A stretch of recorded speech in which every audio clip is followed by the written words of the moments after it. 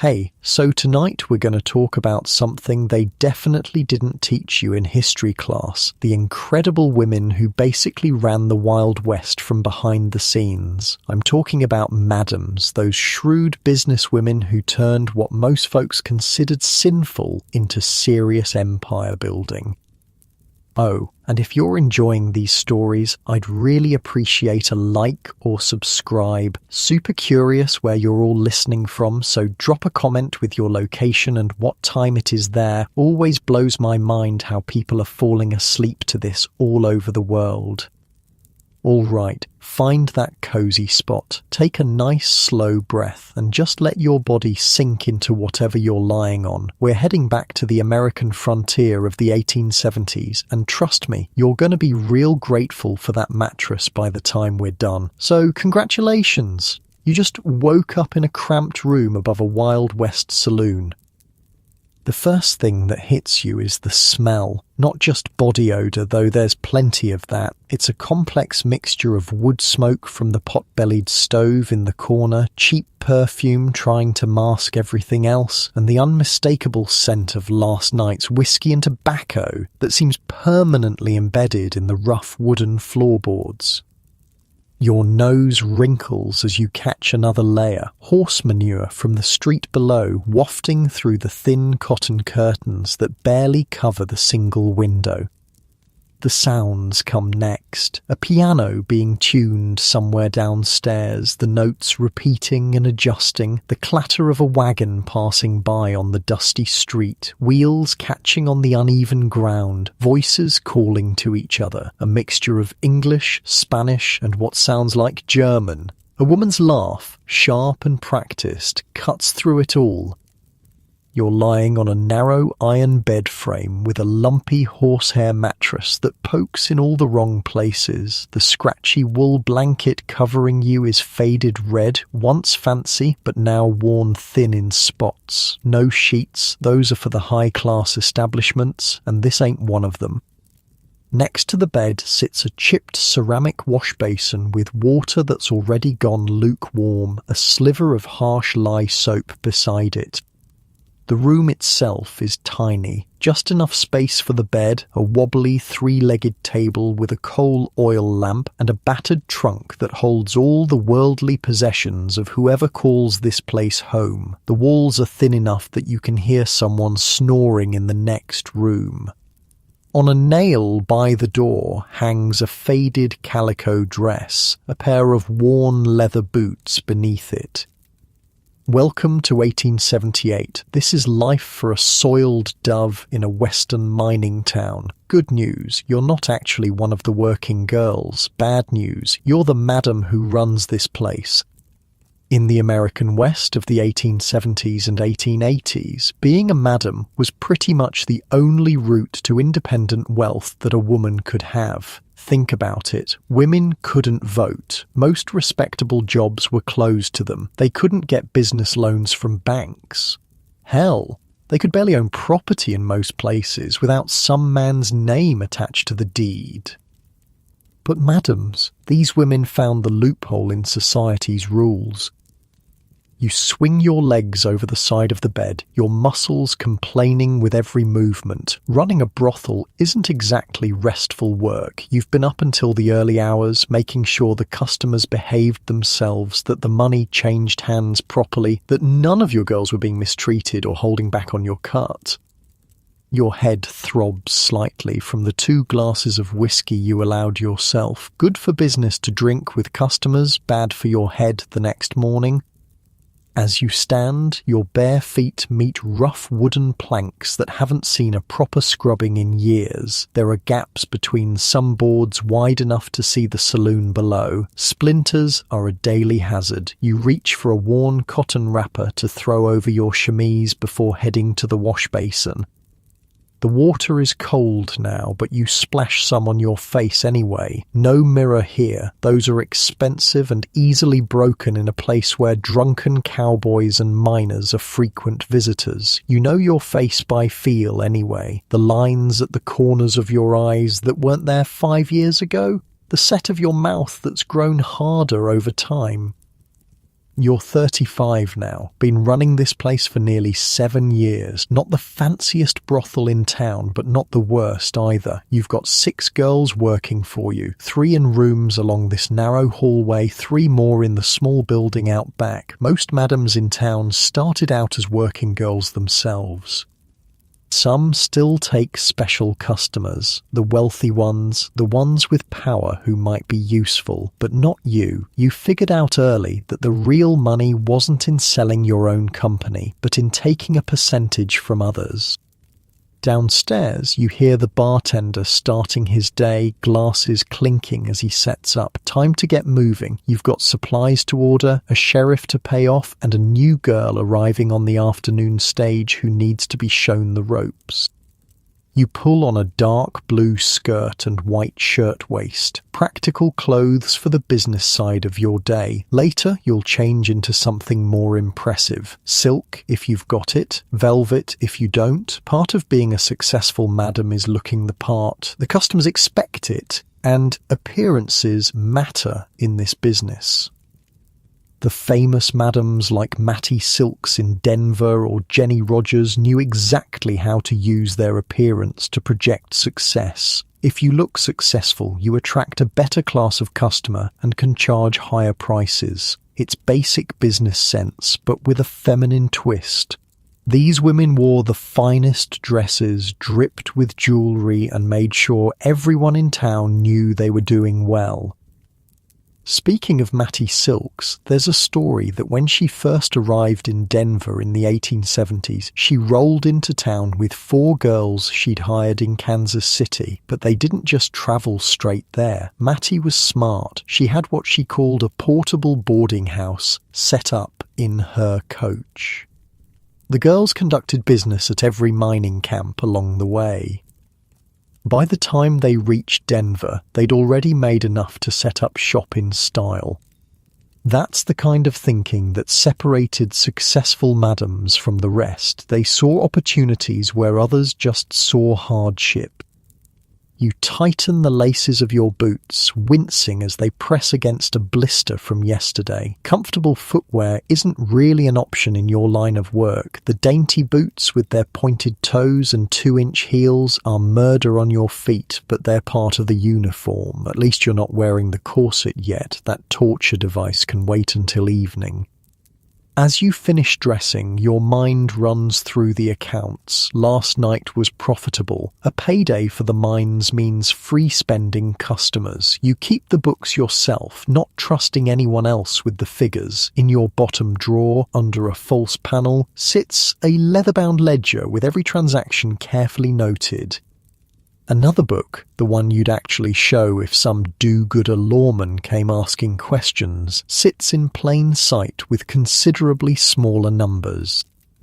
Most successful madams were excellent with money. They had to be. Jenny Rogers, the queen of the row in Denver, invested her brothel earnings into the city's irrigation and reservoir infrastructure, turned a tidy profit on that too. Mattie Silks bought real estate all over Denver. By the time she retired, she owned half a block of prime downtown property.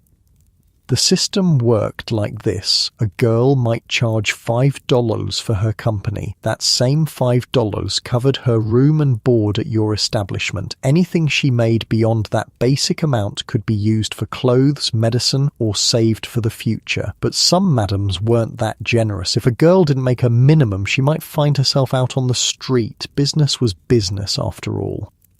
You weren't that harsh. You understood that everyone has off nights or times when they're under the weather, but you did take 50% of everything your girls made, providing room, board, some protection, and an established clientele in return.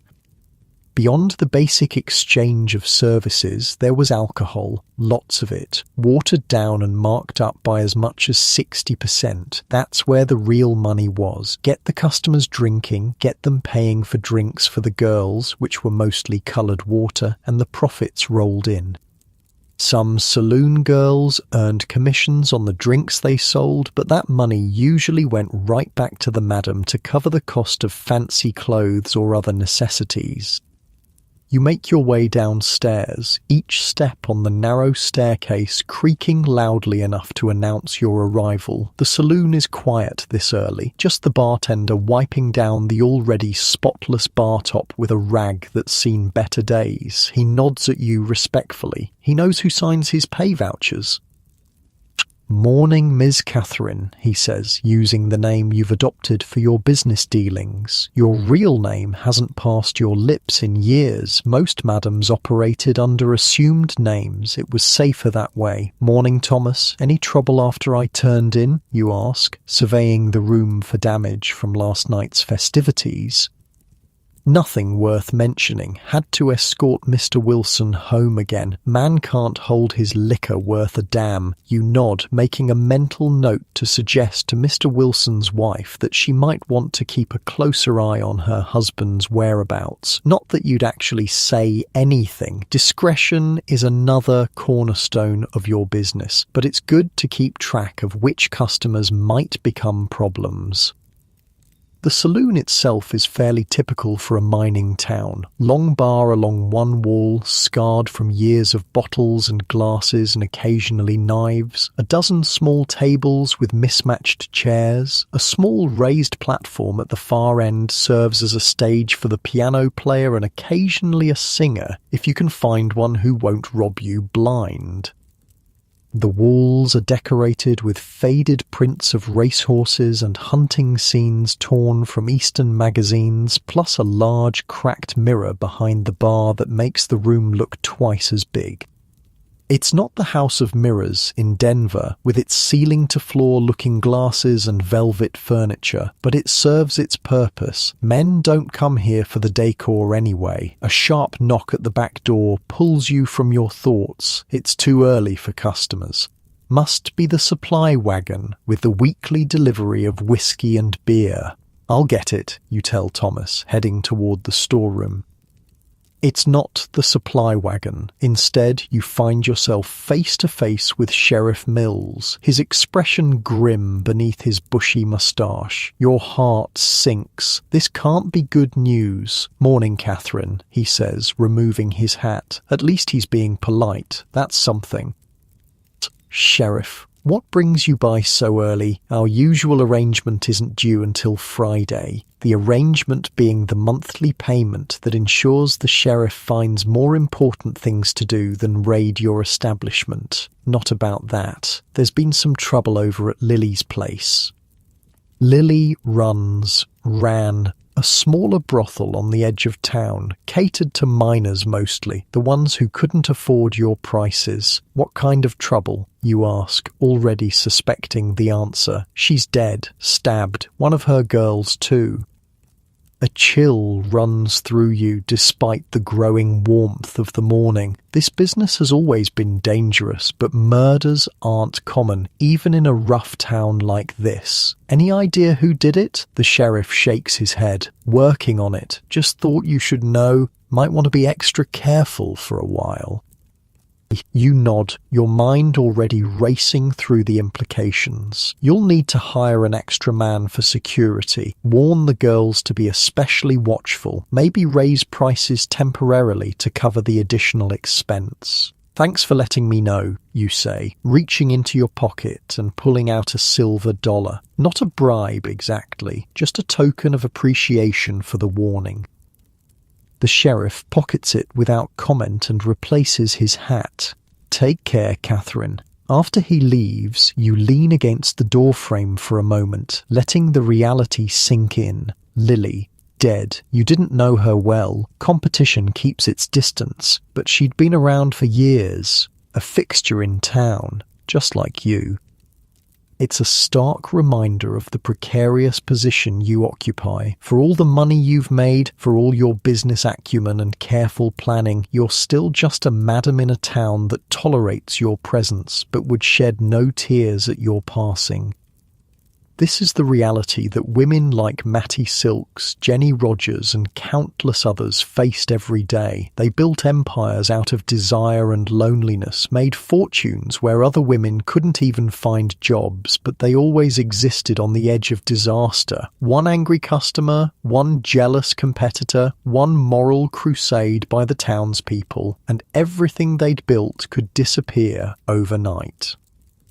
Yet they persisted, they expanded their businesses, paid off local politicians, and added legitimacy to their trade however they could. Mattie Silks managed to acquire a liquor license in 1885, something nearly unheard of for a woman-owned business at the time. You straighten up and head back into the saloon. No time for dwelling on what might happen. There's business to attend to. You settle at a small desk in the corner to review last night's receipts. The numbers are good, another month like this, and you can afford to replace the cracked window upstairs and maybe get that new piano you've been eyeing. Music brings in customers, and customers bring in money.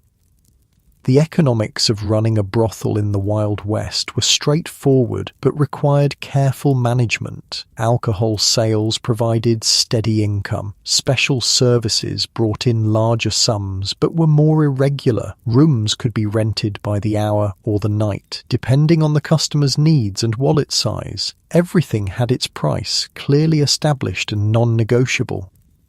As you tally figures in your ledger, you can't help thinking about what Sheriff Mills said. Lily's death is a reminder of how quickly things can change in this business. You've been putting aside money for years now, hoping to eventually buy a small property somewhere quiet, somewhere no one knows your history. Most madams dreamed of retiring before age caught up with them. Few managed it.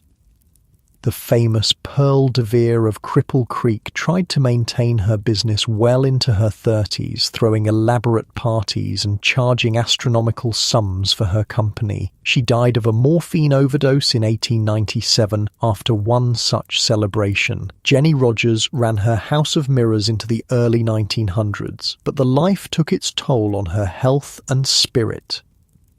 You look up from your calculations as the front door opens, letting in a shaft of bright morning sunlight. One of your girls, Sadie, enters carrying a basket of fresh bread from the bakery down the street. The smell hits you immediately, yeast and flour and warmth momentarily overpowering the lingering odours of stale beer and tobacco. Morning, she calls cheerfully. At 22, Sadie still has the energy and optimism that you sometimes envy. She hasn't been in the business long enough for it to wear her down yet. Morning, you reply. Any news from town? Sadie sets the basket on the bar and begins unpacking the loaves. Mrs. Peterson at the bakery says her husband's thinking of running for mayor, and the Marshall boys got into another fight at the Silver Dollar last night. Oh, and the stage is running late today. Wheel trouble outside of Carson City. You nod, making a mental note about the delayed stage. Your new girl will be arriving late then. More time to prepare. Sadie continues chatting as she arranges the bread, sharing all the gossip she's picked up on her morning errand. This is another valuable service your girls provide. Information. In a town where everyone has secrets, knowing who's doing what with whom is currency all its own. You let her talk while your mind drifts to the practicalities of the day ahead. There's the new girl to settle in, a delivery of proper French champagne supposedly arriving for your wealthier customers, the monthly doctor's visit to arrange. You insist on regular health checks for all your employees, something not every madam bothers with. The life of a Wild West madam was part businesswoman, part mother figure, part warden. You managed personalities and profits with equal care. You settled disputes, nursed the sick, protected your girls from abusive customers, and still had to maintain the facade of genteel hospitality that kept the money flowing.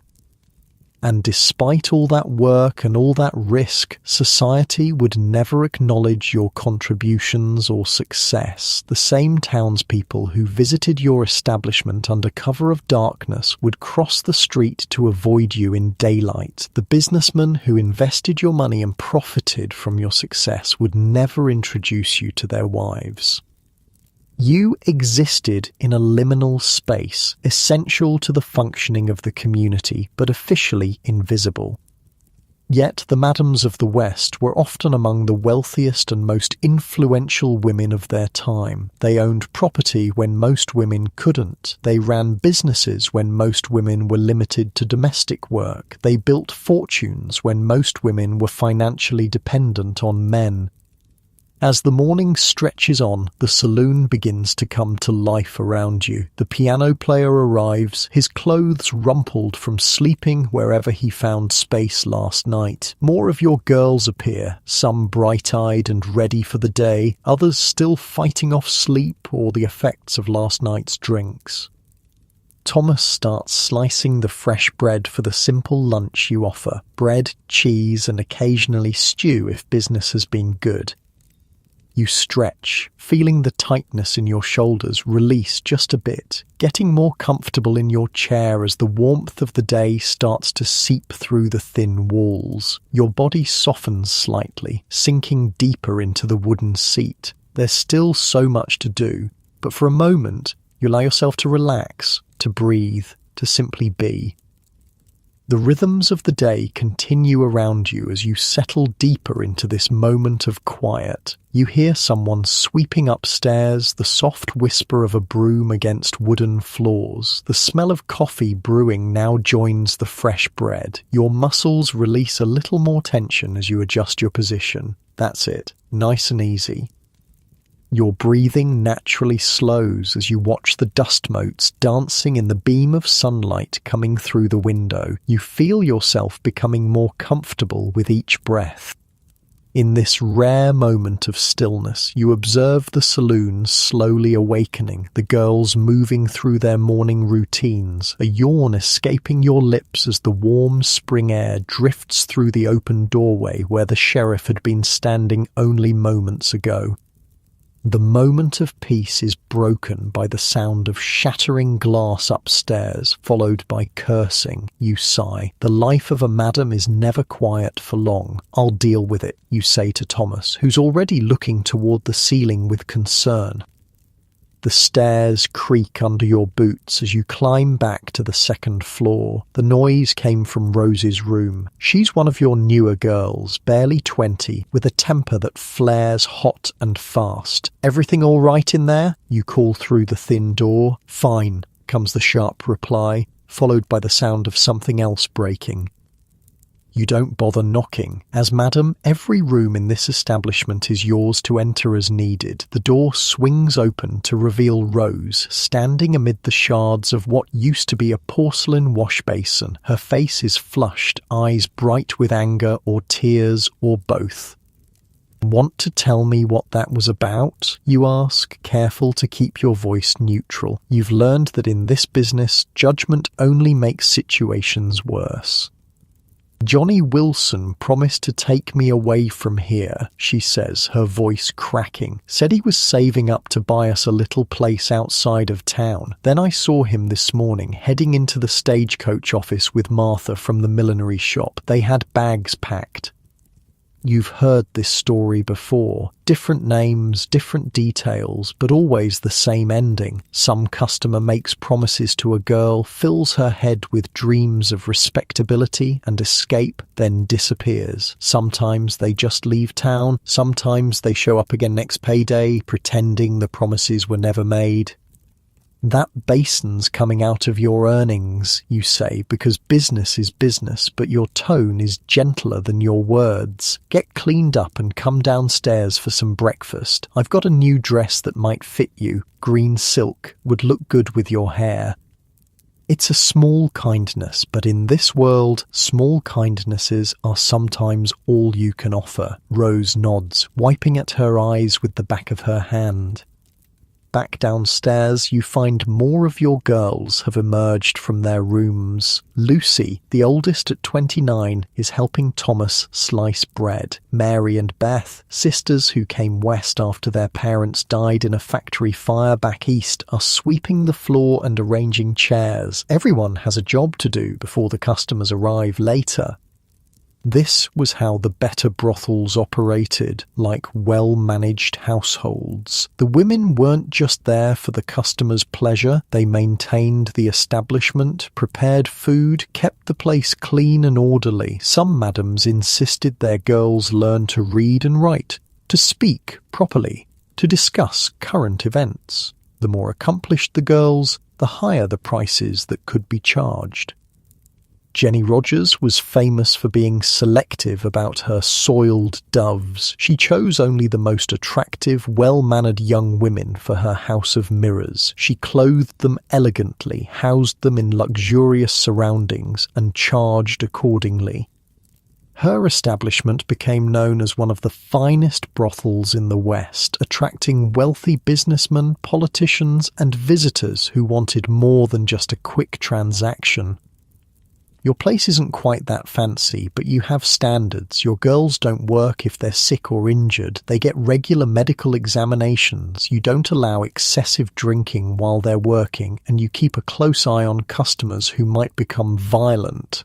Not every madame was so careful, but you learned early that healthy, content employees are good for business. A knock at the front door interrupts your thoughts. It's still too early for regular customers. "I'll get it," Lucy says, wiping her hands on her apron before crossing to the door. She returns a moment later with a young woman who looks like she hasn't slept in days. Her dress, once good quality, is travel-stained and crumpled. She clutches a small carpet bag with white-knuckled hands. "Says she's looking for work," Lucy explains, giving you a quick up-and-down assessment of the newcomer with her eyes. "I'm Catherine," you say, extending your hand. "I run this establishment." "Emily," the young woman replies, her voice barely above a whisper. Her handshake is limp, uncertain. "Emily Mitchell." "Well, Emily Mitchell, you look like you could use a hot meal and a wash before we discuss anything else. Lucy, show her to the back room and find her something clean to wear." As Lucy leads the nervous young woman away, you wonder what her story is. Most girls don't choose this life as their first option. They come to it through necessity, desperation, or lack of alternatives. Some are widows with no means of support. Some have been abandoned by husbands or lovers. Some are running from abusive homes. Some were introduced to the trade by mothers or sisters already in it. In the harsh reality of the American frontier, women had few options for independence. They could marry, teach school if educated enough, work as maids or laundresses for pitiful wages, or enter the sporting life. For a woman alone in the world, especially one without family or connections, the choice often wasn't much of a choice at all. An hour later, Emily sits across from you at one of the saloon tables, now dressed in a borrowed dress of Lucy's that's too large for her slight frame. She's eaten a bowl of stew and half a loaf of bread like someone who hasn't seen a proper meal in days. Some colour has returned to her pale cheeks. "So," you say, pouring her a cup of coffee from the pot Thomas has brought over, "tell me what brings you here." Her story spills out in fits and starts. She was a governess for a wealthy family in San Francisco. The master of the house made advances. When she rejected him, he accused her of stealing a silver hairbrush. His wife believed him. Emily fled before the police could be called with only what she could carry and the money she'd managed to save. I tried to find proper work, she says, staring into her coffee cup, but without references. You nod. It's a common enough tale. Society offers women few protections and even fewer second chances. Have you done this kind of work before? You ask directly. No point in dancing around the subject. She shakes her head, a flush rising from her neck to her cheeks. No, ma'am. Then why come here? This isn't an ordinary boarding house. Emily raises her eyes to meet yours, and you see something there beyond desperation, determination. Because I heard you run a clean place, she says, that you treat your employees fairly, and because I have nowhere else to go. You consider her for a long moment. Taking on an inexperienced girl means time spent training, potential awkwardness with customers, possible drama when the reality of the work sets in. But something about her steady gaze, despite her circumstances, intrigues you.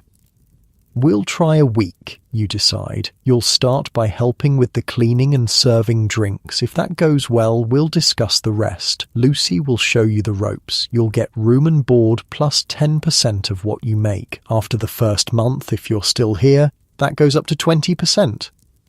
It's a fair offer. Better than many madams would make, but still heavily weighted in your favour. This is a business after all, not a charity. Emily nods, relief washing over her features. Thank you, I won't disappoint you. See that you don't, you reply, rising from the table. Lucy will show you where you'll sleep. As Lucy leads Emily upstairs, Thomas approaches with a folded piece of paper. Message came while you were talking, he says, handing it to you. The note is brief, written in the flowing script of Madame Rosalie, who runs the most expensive brothel in town. She's summoning the town's madams to a meeting tonight at her place. Unusual, but given what happened to Lily, not unexpected. The madams of a town, while competitors, often maintained a wary alliance. They set prices together to prevent undercutting. They warned each other about violent customers. They sometimes shared the cost of bribing officials or hiring protection. Like any business leaders, they recognized that some forms of cooperation benefited everyone. The famous Madams of Denver, Mattie Silks, Jenny Rogers and others were known to collaborate when necessary, even as they competed fiercely for customers and prestige.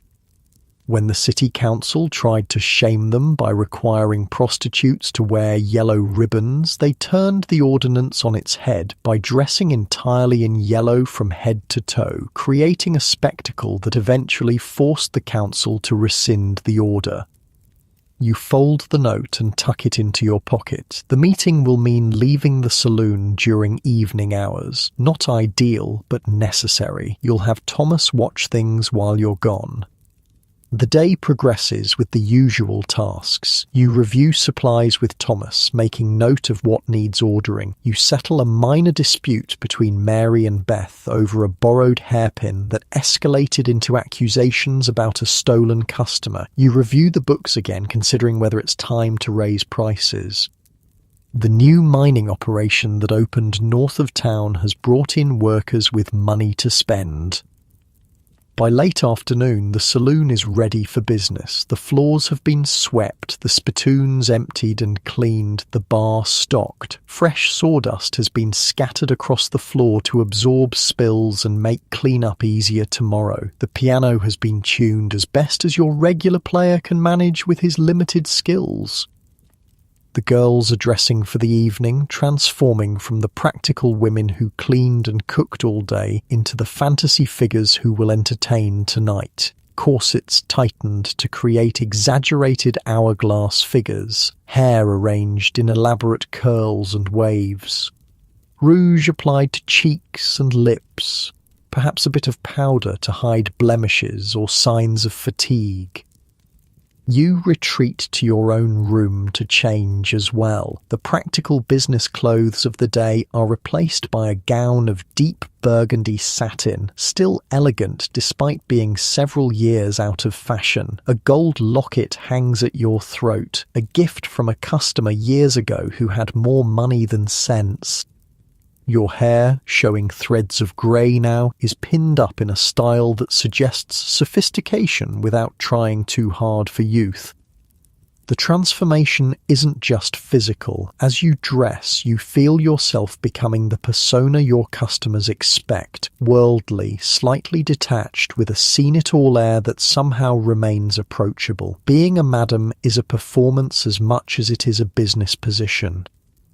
By the time you return downstairs, the first customers are already arriving. Miners mostly, their faces still bearing the grime of the day's work despite attempts to wash up. They order whiskey at the bar, their eyes roving over the girls who have positioned themselves strategically around the room. You make your rounds, greeting regulars by name, introducing yourself to newcomers. Your manner is warm but reserved. You are friendly but not familiar. You laugh at their jokes but maintain a certain distance. This careful balance is part of your role. Accessible enough to make them comfortable spending money, remote enough to command respect.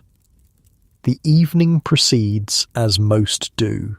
Drinks flow. The piano player pounds out popular tunes, occasionally joined by Rose, who has a surprisingly sweet singing voice when she's not breaking basins. Men pay for dances with the girls, which sometimes lead to more private transactions upstairs. You oversee it all with a practiced eye, intervening only when necessary to maintain order. At 9 o'clock, you catch Lucy's attention and signal that you're leaving for your meeting. She nods, understanding that she's in charge until you return. Lucy has been with you longest and knows the business almost as well as you do. If you ever decided to retire, she'd be the one you'd consider selling to. The night air is cool as you step outside, a welcome relief from the heat and smoke of the saloon. The streets are quieter now, most respectable businesses closed for the evening. A few men loiter outside the other saloons in town. A dog barks somewhere in the distance. Madame Rosalie's establishment sits at the north end of town, a large two-story house painted white with green shutters designed to look like a respectable residence. Only the red lantern hanging discreetly by the door indicates its true purpose. You're admitted by a doorman dressed like a butler who leads you to a parlour at the back of the house. The room is elegantly furnished with velvet couches, oriental rugs, and oil paintings in gilt frames. Crystal decanters of liquor sit on a sideboard, along with delicate glasses. 3 women are already present. Madame Rosalie herself, a Frenchwoman, or at least she claims to be French. No one has ever verified this. In her 40s, dressed in midnight blue silk. Harriet Brown, who runs a small place catering exclusively to the town's Chinese population.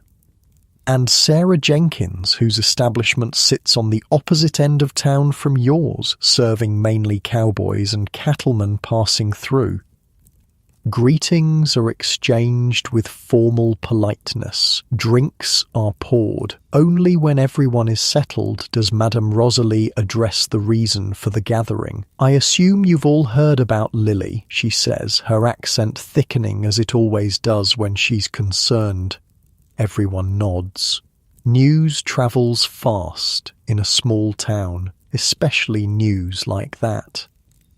"The sheriff has no suspects," Sarah adds. "I spoke with him this afternoon. We need to take precautions," Madame Rosalie continues. "Hire extra security, perhaps close earlier for a while, and raise our prices to cover the extra expense," Harriet suggests practically. The discussion continues in this vein for some time. Practical considerations, business decisions. No one mentions the fear that underlies the conversation, that what happened to Lily could happen to any of them. Despite the wealth they accumulated, despite the power they wielded in their own domains, madams existed in a precarious position. They operated outside the protection of the law while simultaneously being subject to its penalties. They were essential to their communities yet scorned by polite society. They were entrepreneurs in an era when women weren't supposed to have business acumen. Many, like Jenny Rogers and Matty Silks, tried to gain respectability through charitable works. They donated to churches, orphanages, and hospitals. They bought clothes and school supplies for poor children. They contributed to civic improvements, but acceptance remained elusive. The money was welcomed, the women themselves were not. The meeting concludes with agreements about new security measures and a pact to share information about any suspicious customers. As you prepare to leave, Madame Rosalie draws you aside. "Catherine, a word," she says, guiding you to a quiet corner. "What is it?" you ask, noting the concern in her eyes. "I heard a rumour that Lily had been keeping a book. Names, dates, special requests, the sort of information that could ruin a man's reputation. You feel a chill that has nothing to do with the evening air. You think that's why she was killed?" Madame Rosalie shrugs elegantly. "I think it would be wise for all of us to be careful about what we know and who knows we know it." The warning sits heavily as you make your way back through the quiet streets to your own establishment. Madams often accumulated secrets as valuable as currency. Jenny Rogers once blackmailed a local politician by threatening to expose him as a frequent customer, earning herself $17,000 in the process. A fortune at the time, but such knowledge could be dangerous as well as profitable. The saloon is still busy when you return, though the crowd has thinned somewhat. Thomas catches your eye from behind the bar, a slight shake of his head indicating that nothing requiring your attention has occurred in your absence. You make another round of the room, checking on your girls, assessing the mood of the customers. Everything seems to be running smoothly. Emily is serving drinks, her nervousness from earlier replaced by a careful attentiveness. She'll do well, you think, if she can maintain that balance of availability and reserve. As midnight approaches, the pace of the evening slows. Some customers have gone upstairs with your girls, others have drifted home or to their camp beds at the mine. A few diehards remain at the bar, nursing their drinks and sharing increasingly exaggerated stories. You find yourself at your small desk again, tallying the night's earnings while keeping one eye on the room. The meeting with the other madams has left you thoughtful, considering your own position and future. Most madams didn't have happy endings. For all her success, Matty Silks fell for a man named Cortez Thompson, who treated her poorly and lived off her earnings. Pearl DeVere died of that overdose. Others succumbed to alcoholism, disease, or violence. Few managed to translate their financial success into the respectability they sought. You've been luckier than most. You've saved carefully, invested where you could, avoided the pitfalls of addiction that claimed many in your profession. You're not rich, but you have enough set aside that retirement isn't an impossible dream. A small house somewhere quiet. Perhaps a garden, books to read, no one knowing or caring about your past. The fantasy is pleasant enough that you allow yourself to linger on it, your pen pausing in its tabulation of figures. Your shoulders, tense from the day's concerns and the evening's warning, begin to relax slightly. You roll your head gently, feeling the small pops as your neck releases its tightness. From the piano comes a slow, soothing melody. Your player has switched from lively dance tunes to something more appropriate for the waning hours. The rhythm of it matches your breathing, which has slowed without your noticing. Your body feels heavier, more settled in your chair. The familiar sounds of the saloon, murmured conversations, the clink of glasses, occasional laughter, create a comfortable backdrop as you continue your work. The ledger's columns of neat figures provide their own kind of satisfaction, order imposed on the chaos of life. Your hand moves smoothly across the page, the scratch of pen on paper joining the ambient noise of the room. You stifle a yawn, stretching your arms above your head before settling back into a more comfortable position. The burgundy satin of your dress rustles softly with the movement. You feel your muscles releasing their tension, your breathing deepening naturally as you continue reviewing the night's transactions. That's it, nice and easy. The night's nearly done. Most of your girls are settled with customers, and tomorrow you'll need to help Emily adjust to her new life here, the reality of your world slowly sinking in as you notice the piano player has switched to an even gentler tune, something that reminds you of rainfall on a tin roof. Morning comes too soon, sunlight slanting through the gaps in your curtains to land directly across your eyes. You groan, rolling away from the brightness. Your head pounds slightly, not from drink, you're too careful for that, but from the late hour you finally retired. The thin mattress creaks as you sit up, your body protesting every movement. Running a brothel is physically demanding work, despite what most folks might think. You're on your feet most of the day and night, constantly moving between the saloon, the girls' rooms, your office, and wherever else needs your attention. The floor is cold beneath your bare feet as you make your way to the wash basin. The water from last night has gone completely cold, but you splash your face anyway. The shock of it helps clear away the cobwebs of sleep. Outside your window, the town is already coming to life. You can hear the blacksmith's hammer ringing from down the street. A wagon rattles by, wheels clattering against the uneven ground. Someone is shouting about fresh milk for sale. You dress quickly in a simple navy skirt and white blouse. No need for the fancy clothes until evening. Your hair is twisted into a simple knot at the nape of your neck. A splash of rose water behind your ears. Not the heavy perfume of night, but something lighter, cleaner. Downstairs, you find Thomas already at work, sweeping up last night's sawdust and debris. Lucy is at the stove in the small kitchen behind the bar, stirring a pot of what smells like oatmeal. "Morning," she says, not looking up from her task. "Coffee's ready?" You pour yourself a cup, savouring the bitter warmth. Coffee is one luxury you never skimp on. Even in the worst financial times, you make sure to buy good beans. It's a small pleasure in a life that offers few refined enjoyments. "How's our new girl?" you ask, leaning against the doorframe. Lucy shrugs. "Still sleeping. She worked hard last night. Quick learner." "Good. When she wakes up, send her to me. I want to go over the rules again." Every madam had her own set of rules for her establishment. These weren't just about business practices, but about survival in a dangerous profession. Rules like, never go with a customer who's too drunk. Don't leave the building with a customer unless cleared by the madam first. No stealing from customers or other girls. No fighting on the premises. The famous Jenny Rogers had particularly strict rules for her house of mirrors. Her girls were not allowed to drink excessively. They had to maintain a certain standard of dress and behaviour at all times. They could not argue with customers, no matter how difficult. Breaking these rules meant immediate dismissal, often without the wages owed.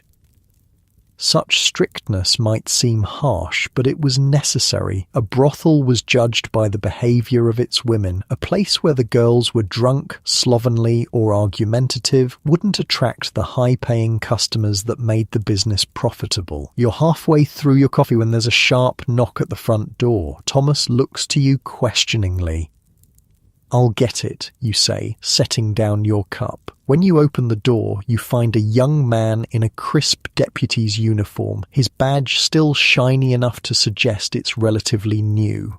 "Ma'am," he says, touching the brim of his hat politely. "Sheriff sent me to update you on the situation with Lily." You step back, allowing him to enter. "Any news?"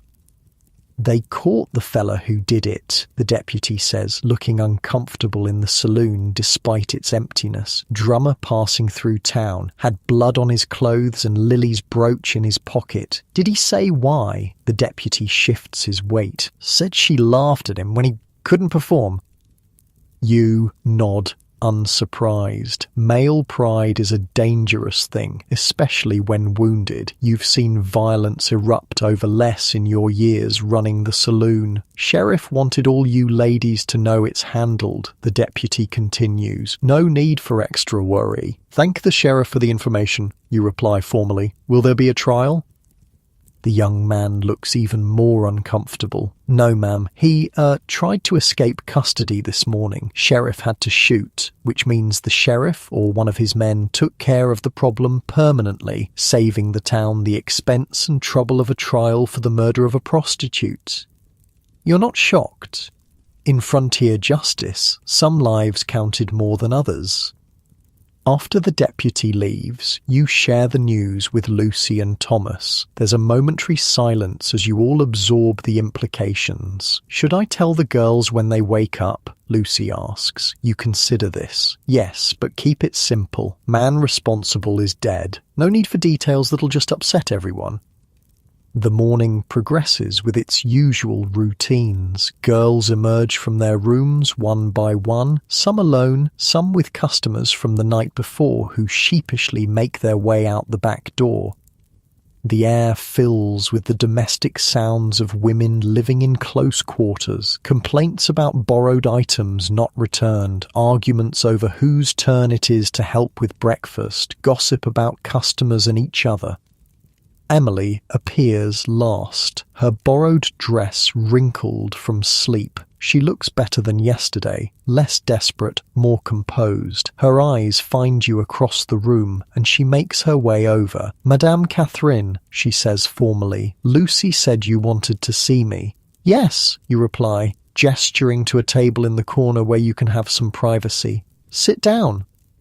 She obeys instantly, folding her hands in her lap. The governess training shows in her posture, straight-backed, shoulders square. You did well last night, you begin. Thomas says you're quick and careful with the drinks. No spills, no mistakes in the orders. Thank you, she says, a faint blush colouring her cheeks at the praise. I'm grateful for the opportunity. Today we'll need to discuss what comes next, you continue. Serving drinks is fine to start, but it won't earn you much. Most of our profit comes from other services. Emily's blush deepens, but she meets your gaze steadily. I understand. Do you? This isn't a decision to make lightly. Once you start down this road, it's hard to turn back. Society doesn't offer second chances to women in our profession. It's a harsh truth, but one she needs to hear. Many girls enter the trade thinking it's temporary, just until they save enough to start over somewhere else. Some manage it, most don't. The stigma follows them, especially in small towns where everyone knows everyone's business. Emily is silent for a long moment, her eyes dropping to her hands. What are my alternatives? She finally asks. You could try for a position as a maid or laundress, you suggest. Pays poor and the work's harder than what you'd do here, but it's respectable. And would anyone hire me now that I've spent a night under your roof? Her voice is quiet, but not accusatory. You don't insult her intelligence with false reassurance. Probably not in this town. You'd need to move on. With what money? She looks up again, and you see that same determination you noticed yesterday. I have exactly 23 cents to my name, not enough for a stagecoach ticket, let alone establishing myself somewhere new. It's the predicament so many women faced on the frontier. Without money or family support, options narrowed quickly. The line between respectability and ruin was thin and easily crossed. I know what I'm choosing, Emily says, her voice firmer now. I've thought about it all night. I don't see another way forward from where I am. You nod, respecting her clear-eyed assessment of her situation. All right then, Lucy will help you get ready. You'll need different clothes for evening work. I'll advance you enough for a proper dress and shoes. It comes out of your first earnings, of course. Of course, she agrees. One more thing, you add as she starts to rise. Whatever brought you here, whatever you do while you're here, never be ashamed. We provide a service that men seek out willingly. There's no shame in meeting a demand, no matter what the church ladies might say. It's the same advice Mattie Silks reportedly gave to her new girls. Pride was essential armor in this business. Without it, the judgment and scorn of society could crush a woman's spirit entirely. Emily nods, a small smile touching her lips. Yes, ma'am. As she walks away to find Lucy, you can't help wondering how long she'll last. Some girls adapt quickly to the life, finding it preferable to the back-breaking work of laundering or the demeaning position of domestic service. Others never reconcile themselves to it, turning to drink or drugs to numb their feelings until they're no longer suitable for the better establishments. They end up in the cribs, tiny cubicles where the cheapest prostitutes plied their trade, or dead from disease, overdose, or violence. You hope Emily will be one of the survivors like Mattie Silks or Jenny Rogers who parlayed their beauty and business sense into financial security, but you're realistic enough to know not everyone has that combination of qualities needed to thrive in this harsh world. The day continues with its usual tasks and small dramas. Rose is still sulking over Johnny Wilson's betrayal, but has stopped breaking things at least. Mary and Beth have reconciled over the hairpin dispute and are now united in criticising another girl's choice of evening gown. Thomas reports that you're running low on whiskey and will need to place an order with the supplier. Around midday, a visitor arrives, Dr. Harrison, making his monthly rounds to check on the health of your girls. He's an older man, his hair more salt than pepper now, with a permanently stern expression that softens only slightly when addressing you directly. Catherine, he greets you with a nod. The usual examinations, I presume. Yes, plus we have a new girl who should be checked as well, you reply, leading him to the small back room that serves as your office and, on days like this, an examination room. Dr. Harrison is unusual among frontier physicians in his willingness to treat prostitutes at all, let alone make regular preventative visits. Most doctors would only attend to fallen women in emergencies and often charged exorbitant rates for doing so. But Harrison is a practical man. He understands that disease doesn't respect moral boundaries, that infections spread from brothels to respectable homes via the husbands and sons who frequent establishments like yours. His monthly visits are as much about protecting the wider community as they are about caring for your girls. The examinations are brief but thorough. Each girl is checked for signs of venereal disease, which would render her unable to work until treated and cleared. Any other health concerns are addressed as well, persistent coughs that might indicate tuberculosis, unusual bleeding, signs of pregnancy. When it's Emily's turn, you see her hesitation as she approaches the door to your office. This is often the moment when new girls reconsider their decision, when the clinical reality of the profession hits home. It's necessary, you tell her quietly, for your protection and ours. The doctor is discreet and professional. She nods and enters the room, her back straight as ever. When she emerges 15 minutes later, her face is flushed but composed. All clear, Dr. Harrison announces after the last examination. That new girl, remarkably healthy, no signs of previous activity as she claimed.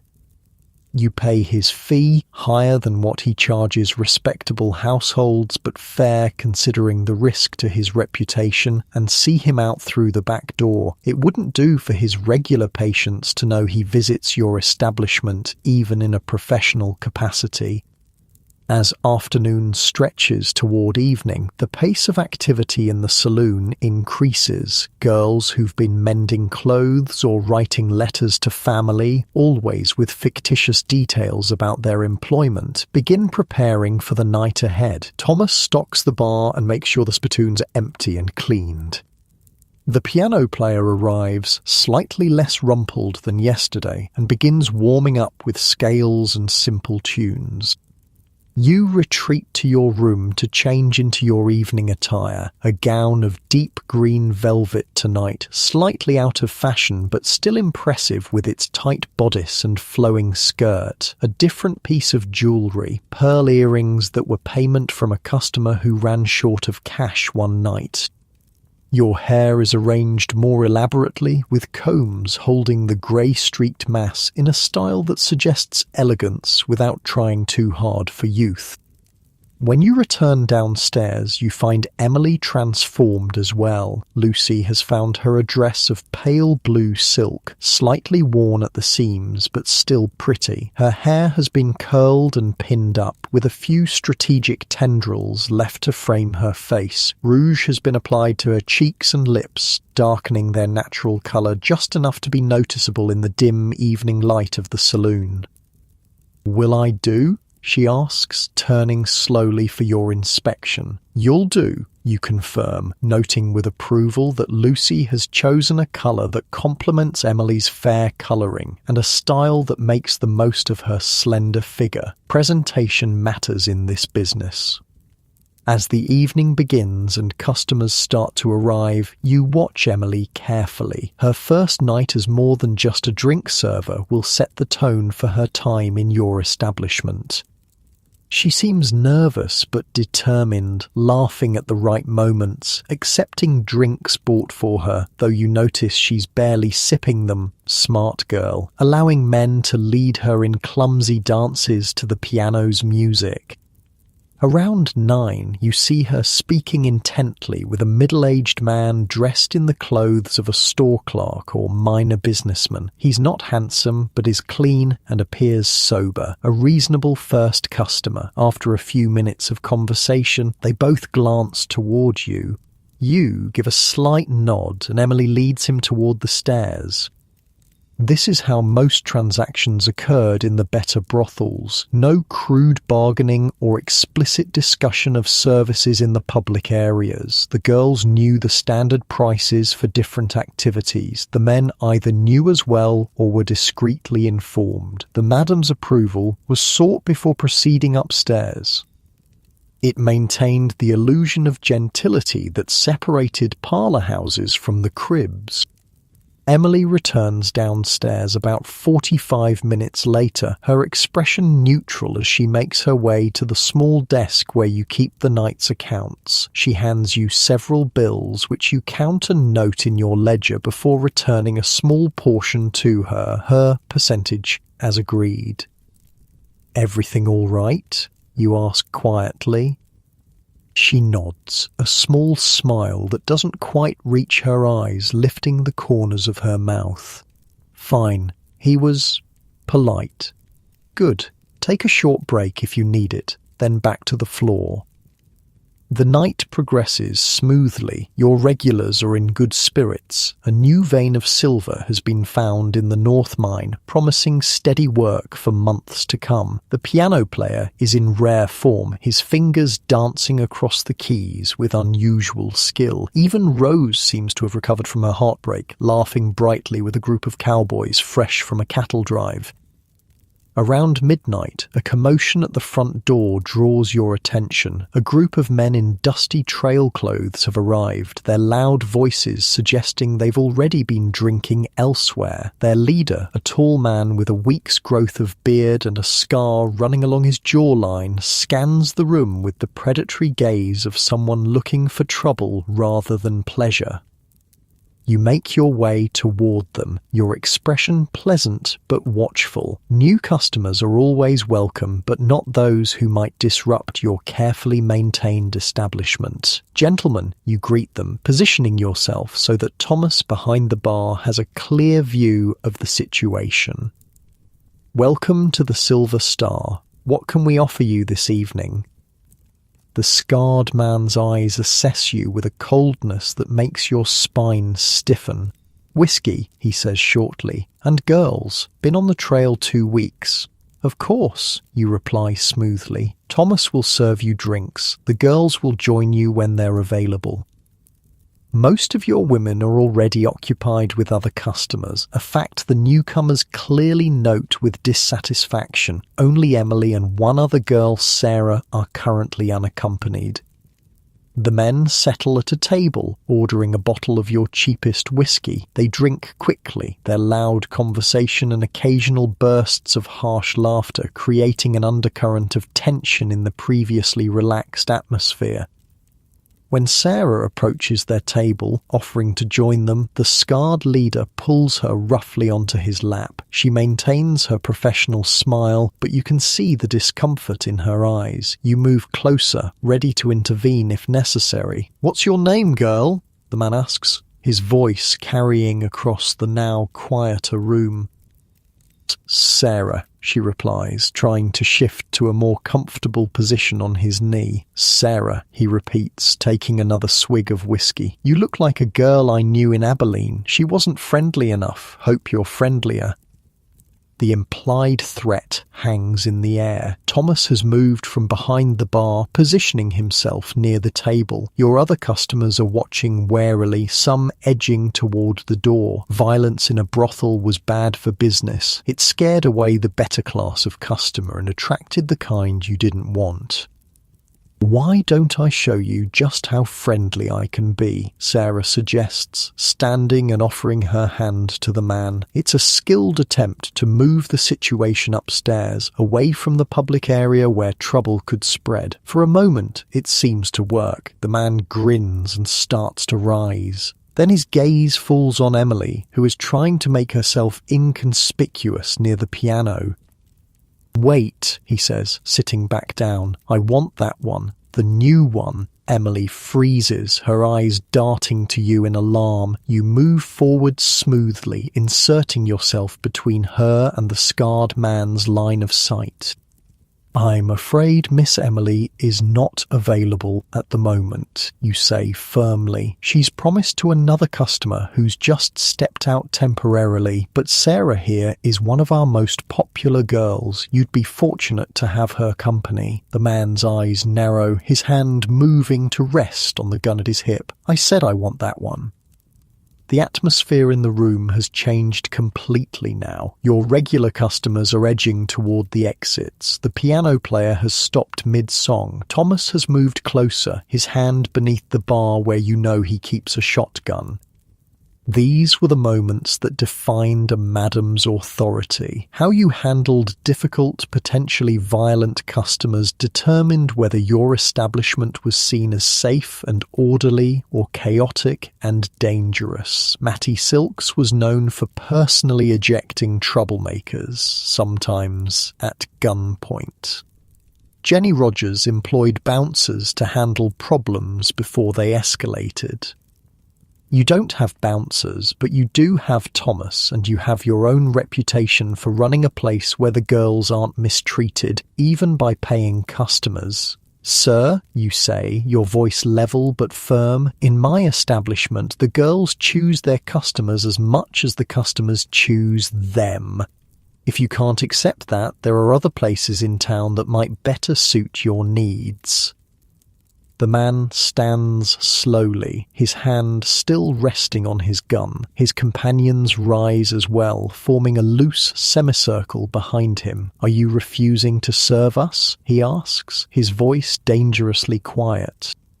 "I'm suggesting that your approach might be better received elsewhere," you reply, not backing down despite the fear knotting your stomach. The broken spoke at the edge of town has girls who might appreciate your directness. It's a calculated risk, directing them to your lowest-end competitor. Either they'll leave peacefully to seek easier prey, or the situation will escalate into violence here and now. For a long moment, no one moves. You can hear the tick of the clock behind the bar, the creak of floorboards as someone shifts their weight, your own heartbeat pounding in your ears. Then the scarred man laughs, the sound as sharp and cold as breaking ice. "Fine," he says, tossing some coins on the table. "Keep your fancy whores. Boys, let's find somewhere more welcoming."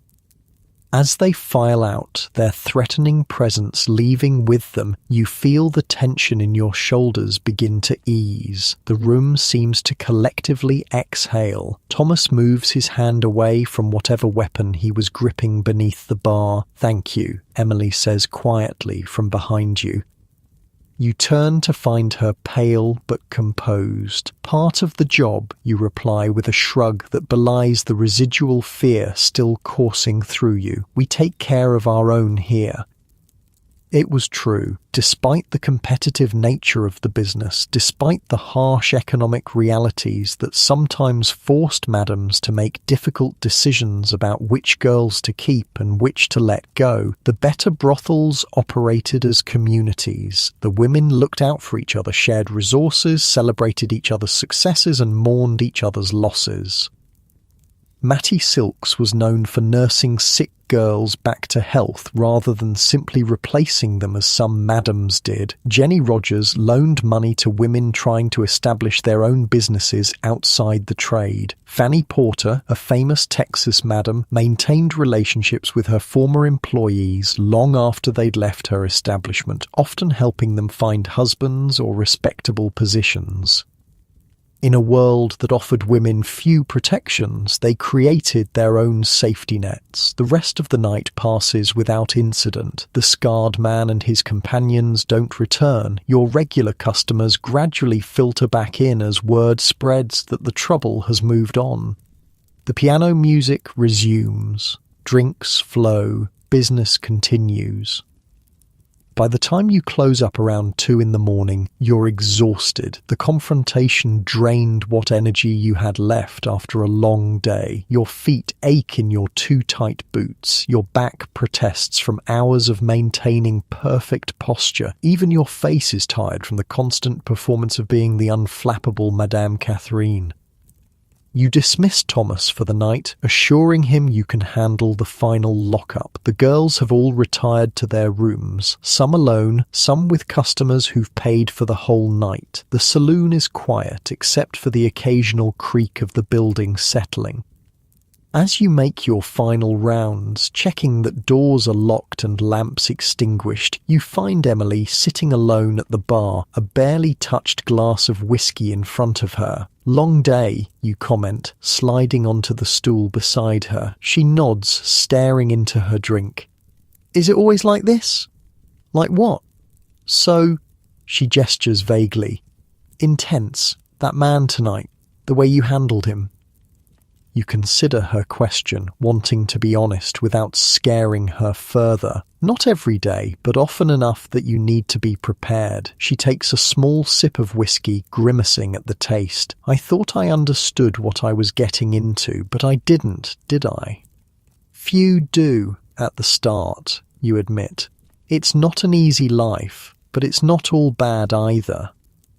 "What's the good part?" she asks, looking at you directly now. You think about this. Independence, more money than most women ever see, a kind of freedom that respectable women don't have, and, you add with a small smile, the friendships. The women here, they become like family. Emily nods slowly, absorbing this. "I think I'd like that. Family." "Get some sleep," you tell her, patting her hand. "Tomorrow will be easier." As she heads upstairs, you finish the last of your closing tasks. The night's earnings are safely locked away in your office. The bar is wiped clean. The piano is covered to protect it from dust. Finally, you make your way to your own room, your body crying out for rest. You remove your finery with slow, tired movements, hanging the green velvet gown carefully to prevent wrinkles. The pearl earrings go into a small jewellery box on your dresser. Your hair is unpinned, falling in a grey-streaked mass down your back. In your simple cotton nightgown, with your face scrubbed clean of rouge and powder, you look your age. The fine lines around your eyes and mouth are visible now, telling the story of years spent in smoky rooms, managing difficult situations, building a business in a world that never wanted to acknowledge women like you as businesswomen at all. You settle onto your narrow bed, feeling the familiar lumps of the mattress beneath you. Your body gradually relaxes into the thin padding, finding the comfortable spots worn into shape by years of sleep. The sounds of the night drift through your window, a distant dog barking, the occasional voice of someone making their way home late, the soft rustle of wind through the cottonwood trees that line the main street. Your thoughts drift to the events of the day, Emily's first real night of work, the confrontation with the scarred man, the news about Lily's killer. So much happens in this small world you've created, this microcosm of the larger frontier society with all its dangers and opportunities.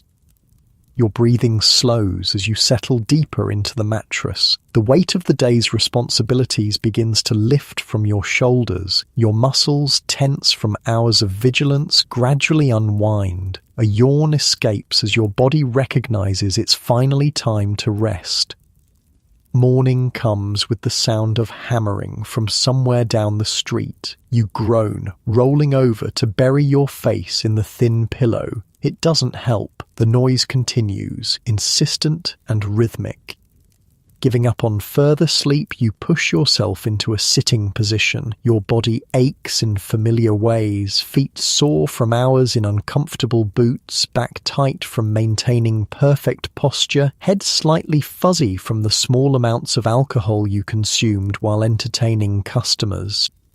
The hammering continues. Must be the new storefront going in where the old mercantile burned down last month. Progress, they call it. To you, it's just another unwelcome noise in a town that never seems to truly quiet. You make your way through your morning routine mechanically. Cold water splashed to the face, teeth cleaned with baking soda, hair brushed and pinned, plain day clothes donned. No need for the artifice of evening yet. That transformation will come later.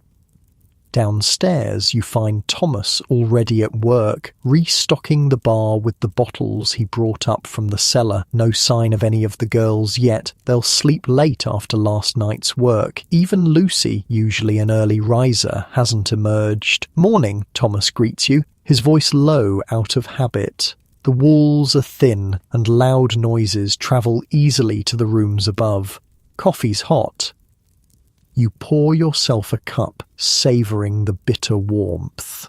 "Any word from our whiskey supplier?" "Shipment should arrive on tomorrow's stage," he confirms. "Paid extra for quick delivery." You nod approval. Running out of whiskey would be disastrous for business. Men came to establishments like yours for many reasons, but alcohol was always near the top of the list. "Did we have any trouble after I turned in?" you ask, sipping your coffee. Thomas shakes his head. "Quiet night. That fellow who wanted Emily didn't come back." Relief washes through you. You'd half expected the scarred man to return with reinforcements or a drunken determination to prove his dominance. The fact that he moved on to easier targets is a small blessing.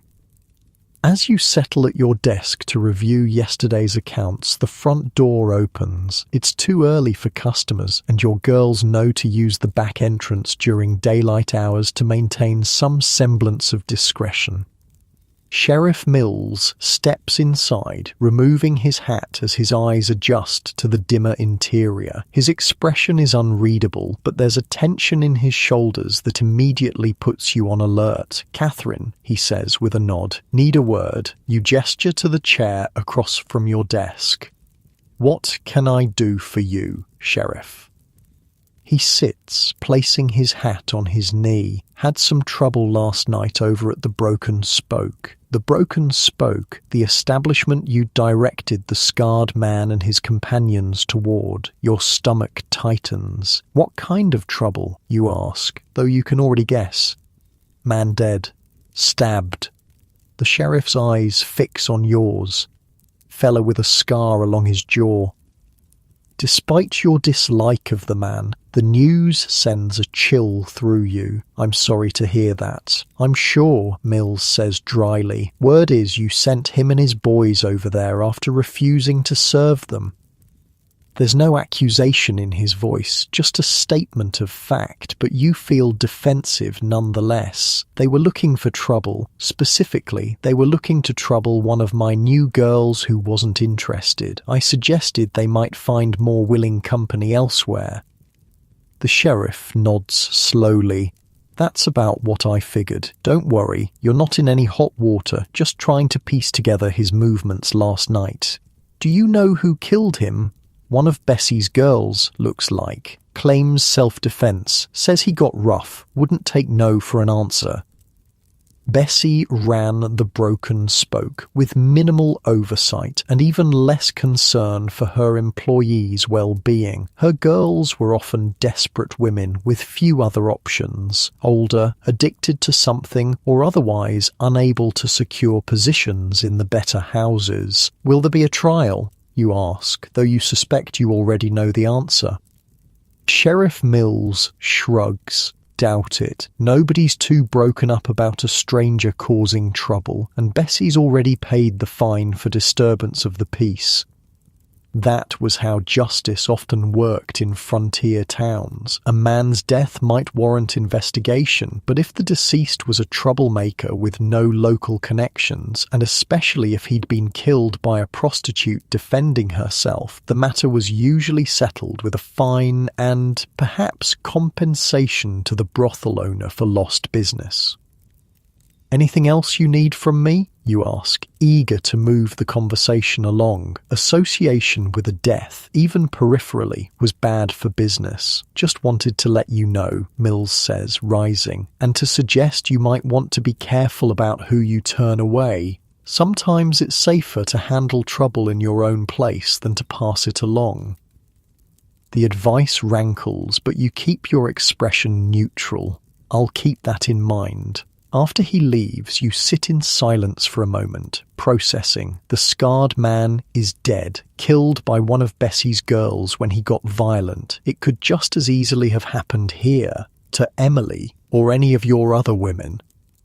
The dangers of the profession were ever present, not just from disease or social ostracism, but from the very customers who provided your livelihood. Women in the trade faced violence regularly, from men who felt entitled to more than they'd paid for, from those who resented paying at all, from those who simply enjoyed inflicting pain.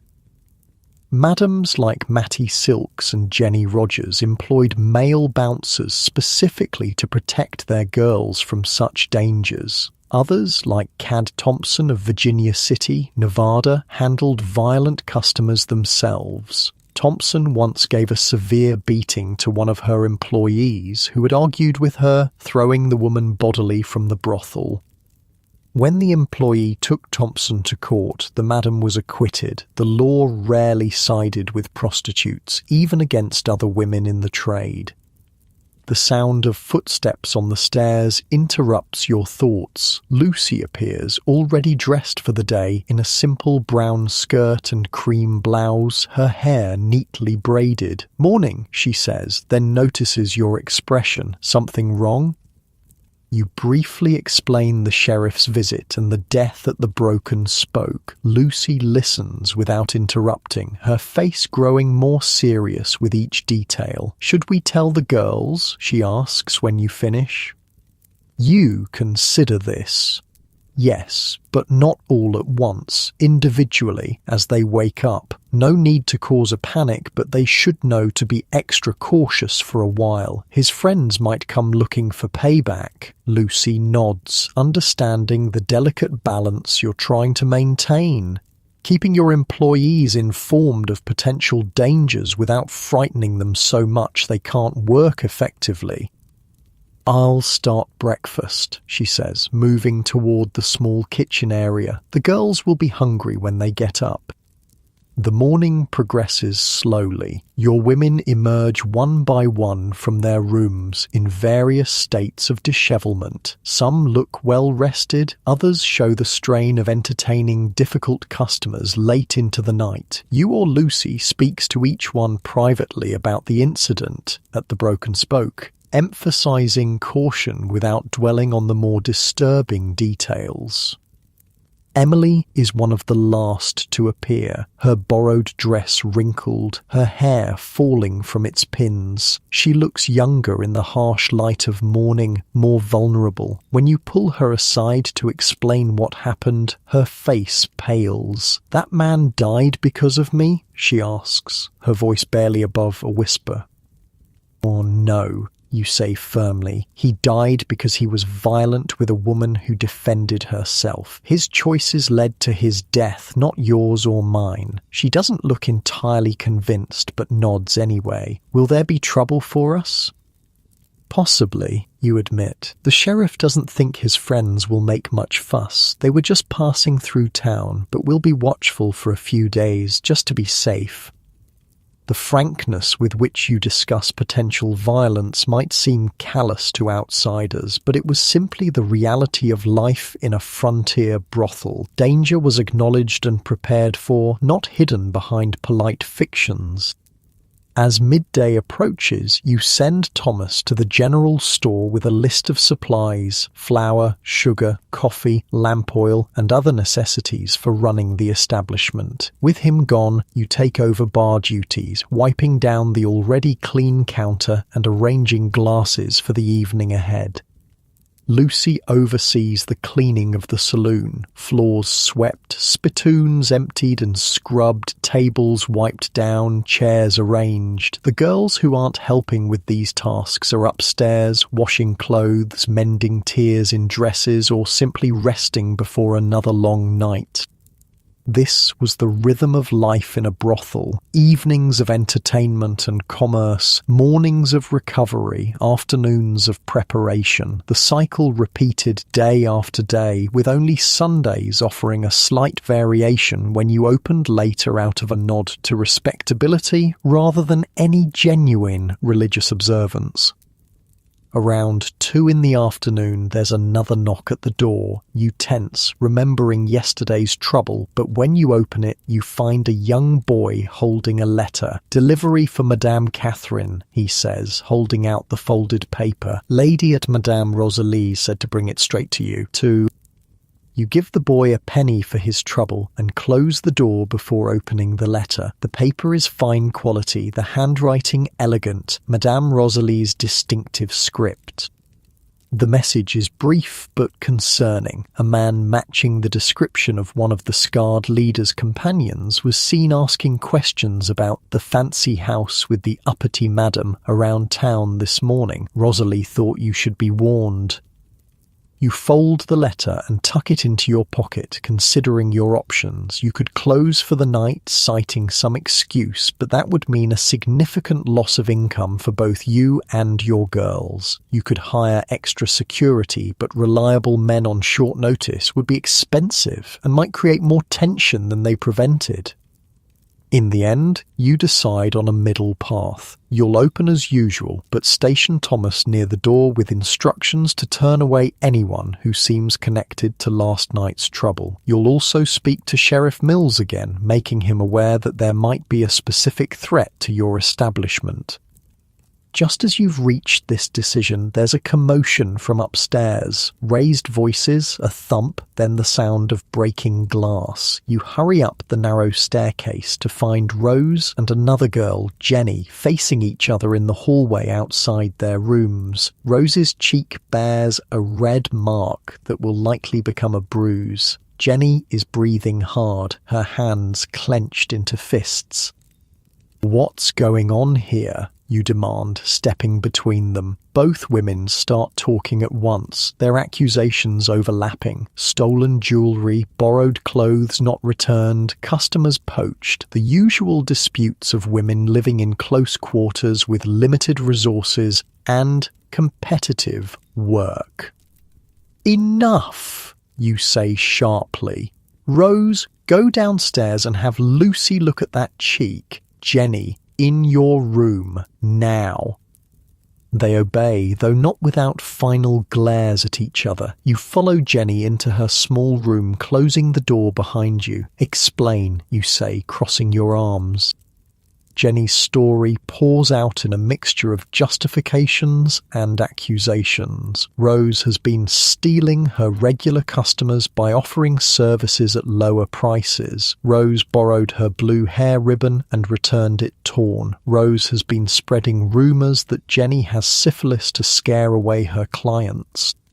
Some of these complaints might be valid, others are likely exaggerated or entirely fabricated. The truth hardly matters. What matters is maintaining order in your establishment. I don't care who started it, you tell her when she finally runs out of words. I won't have fighting here. It's bad for business and dangerous for everyone. You and Rose will make peace, or one of you will be looking for a new place to work. Understood? Jenny nods sullenly. Yes, ma'am. Good. Now clean up that broken glass before someone steps on it. As you leave her room, you sigh internally. Managing the personalities and conflicts of your employees was one of the most challenging aspects of being a madam. These women came from difficult backgrounds, lived in stressful conditions, and competed for the same limited pool of customers. Their friction was inevitable. Successful madams like Mattie Silks and Jenny Rogers understood this and developed systems for managing these tensions. They assigned specific rooms to their girls, often with the best locations going to those who brought in the most money. They mediated disputes quickly and firmly. They established clear rules about customer ownership. Once a man became a regular with a particular girl, other women in the house knew not to pursue him. The afternoon continues with more mundane tasks. You review the liquor inventory, calculating how long the current supply will last until the new shipment arrives. You mend a tear in the green velvet gown you wore yesterday. You write in your private journal, a habit you've maintained for years, recording the significant events of each day in a cipher of your own devising that no one else could read if they found it. As evening approaches, the atmosphere in the saloon shifts. The domestic activities of the day give way to preparations for business. Girls who spent the afternoon in plain work clothes or dressing gowns now don their finery. Silk dresses in bright colours, corsets tightened to emphasise their figures, hair arranged in elaborate styles. Faces that looked tired or plain in daylight are transformed with rouge, powder, and carefully applied kohl to darken eyelashes and brows. You make your own transformation, changing into a deep blue satin gown that you reserve for busy nights. The colour brings out your eyes and minimises the grey in your hair. A string of glass beads that catch the light completes the outfit. Not real jewels, but convincing enough in the dim evening light of the saloon. Thomas returns from his errands, reporting that he's delivered your message to Sheriff Mills about the potential threat. The sheriff promised to have a deputy walk past your establishment regularly throughout the evening, but made no guarantees about immediate response if trouble occurred. "We'll manage," you tell Thomas. "Just keep your shotgun loaded and within reach." By 7 o'clock, the saloon is ready for customers. Lamps are lit, casting a warm glow that softens the worn furniture and faded wallpaper. The piano player has arrived and is warming up with scales and simple tunes. Your girls position themselves strategically around the room, some near the bar, others at tables, one leaning against the piano with practiced casualness. The first customers begin to arrive. Miners from the day shift, merchants who've closed their shops for the evening, a few cowboys passing through town. The usual mix of men seeking drinks, company, entertainment, and occasionally something more intimate. You make your rounds, greeting regulars by name, introducing yourself to newcomers, ensuring that drinks are served promptly and that your girls are engaging effectively with the customers. This public role of the madam was as important as the behind-the-scenes business management. You were the face of the establishment, setting its tone and standards. Jenny Rogers was known for her grand entrances, sweeping into her house of mirrors in elaborate gowns that established her status immediately. Matty Silks preferred a more direct approach, moving among her customers with easy confidence, joining card games and drinking with favoured patrons. Each madam developed a persona that suited her personality and business model. Your approach falls somewhere in between, friendly but reserved, accessible but never overly familiar. You laugh at jokes, accept the occasional drink bought for you, but maintain a certain distance that commands respect. As the evening progresses, you keep a watchful eye on the door, tense whenever new customers enter. So far, there's been no sign of the companions of the scarred man, but you can't shake the feeling that trouble is coming. Thomas seems to share your concern, staying closer to the entrance than usual, his hand never far from the bar where you know the shotgun is hidden. Emily appears to have recovered from her earlier distress. She's sitting with an older gentleman who's been a regular for years, a banker who treats the girls well and pays generously, a good customer for her second night. You make a mental note to compliment Lucy on the pairing. She has a knack for matching girls with suitable clients. Around 9, the saloon is nearly full. The piano music has shifted from gentle background tunes to livelier dancing numbers. Several couples circle the small open area in the centre of the room that serves as a dance floor. The noise level has risen with the consumption of alcohol, laughter, conversation, the occasional shout of greeting when someone new arrives. You're just thinking that perhaps your concerns were unfounded when the front door bangs open with enough force to hit the wall behind it. The music stutters to a halt. Conversations die mid-sentence. All eyes turn toward the entrance. 3 men stand there, dusty, trail-worn, with hard eyes and hands hovering near their weapons. You recognize them immediately as the companions of the scarred man from last night. They scan the room, gazes finally settling on you where you stand near the bar. The tension in the room is palpable. Customers draw back, creating a clear path between you and the newcomers. Thomas has moved his hand beneath the bar to where the shotgun is kept, but you give him a slight shake of your head. Starting a gunfight in a crowded room would be disastrous.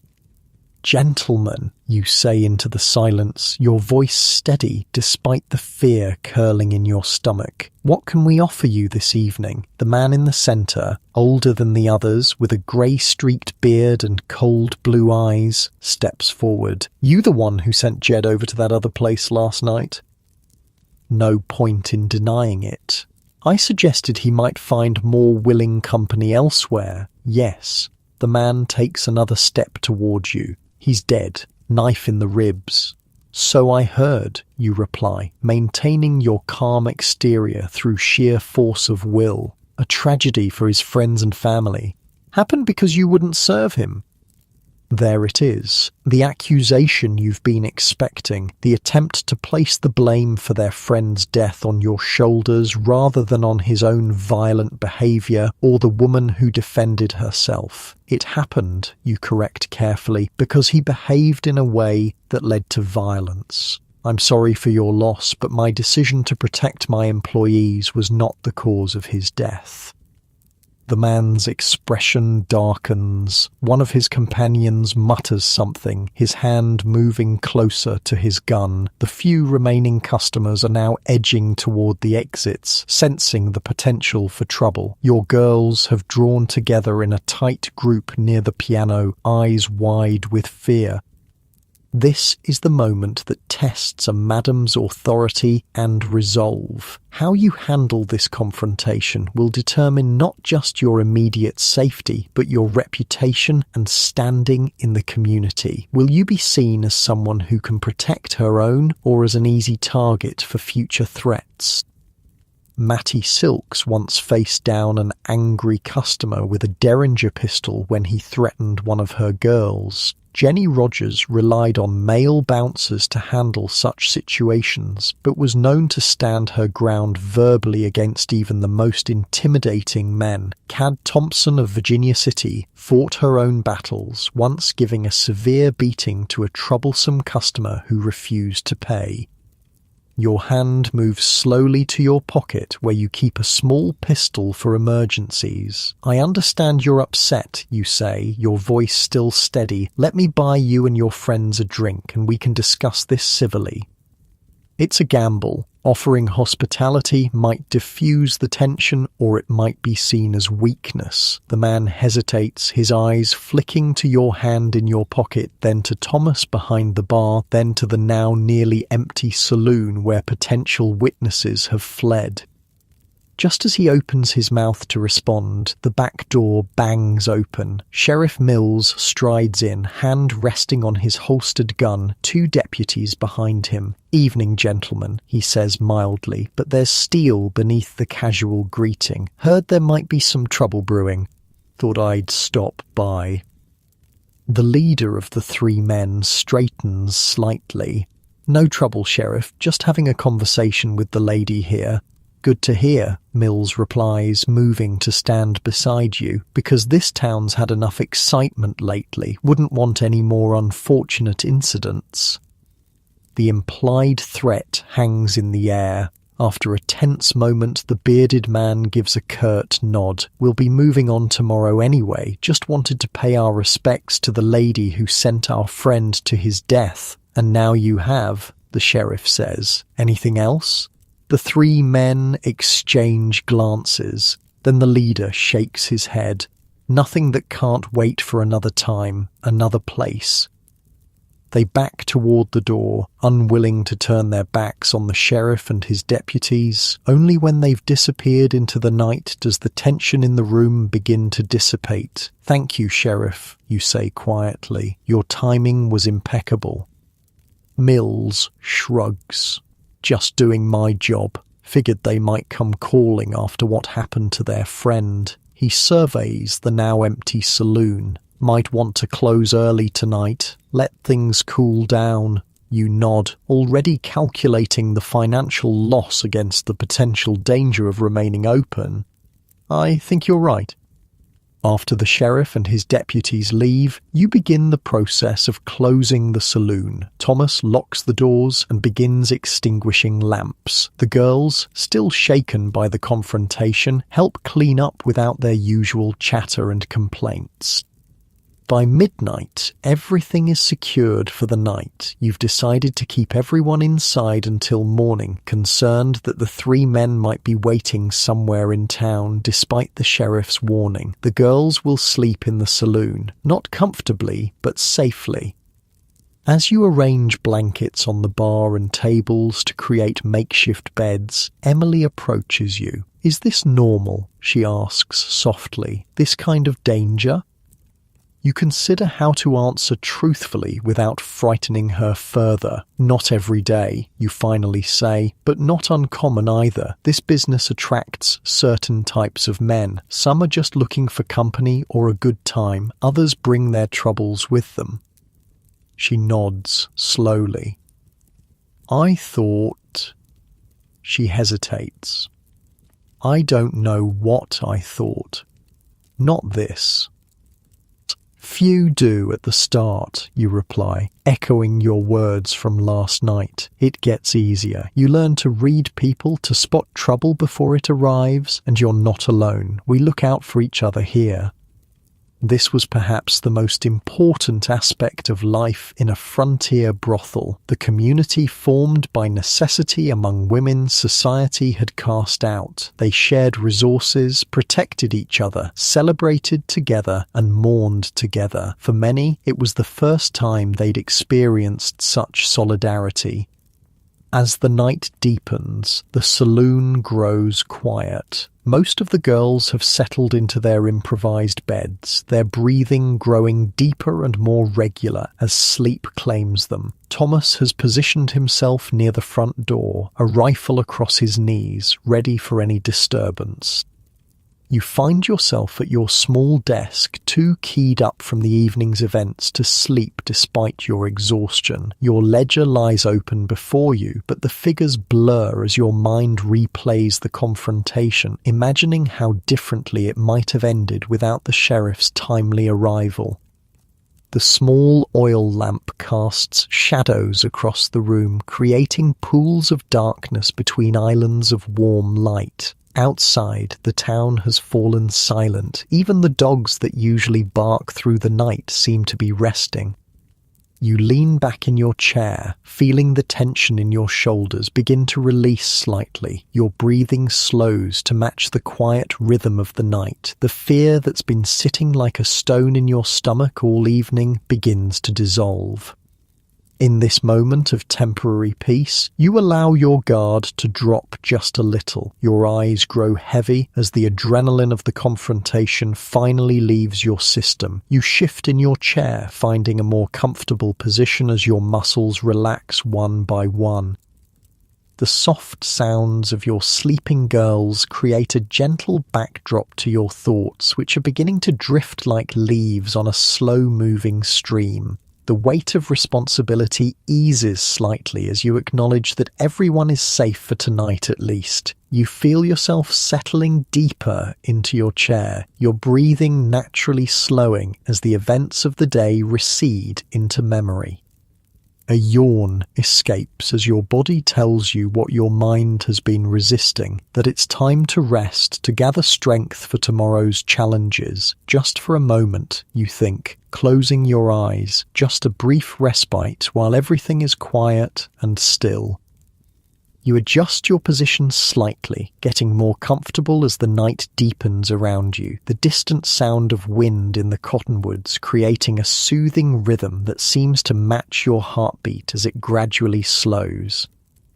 You wake with a start, neck stiff from sleeping in the chair. Grey morning light filters through the windows. For a moment, you're disoriented, then the events of last night come rushing back. The confrontation, the sheriff's intervention, the decision to keep everyone inside. Thomas is still at his post by the door, though his head has dropped to his chest in sleep, the rifle still balanced across his knees. The girls are scattered around the saloon in various states of slumber, some curled on makeshift pallets, others using folded arms as pillows on the tables.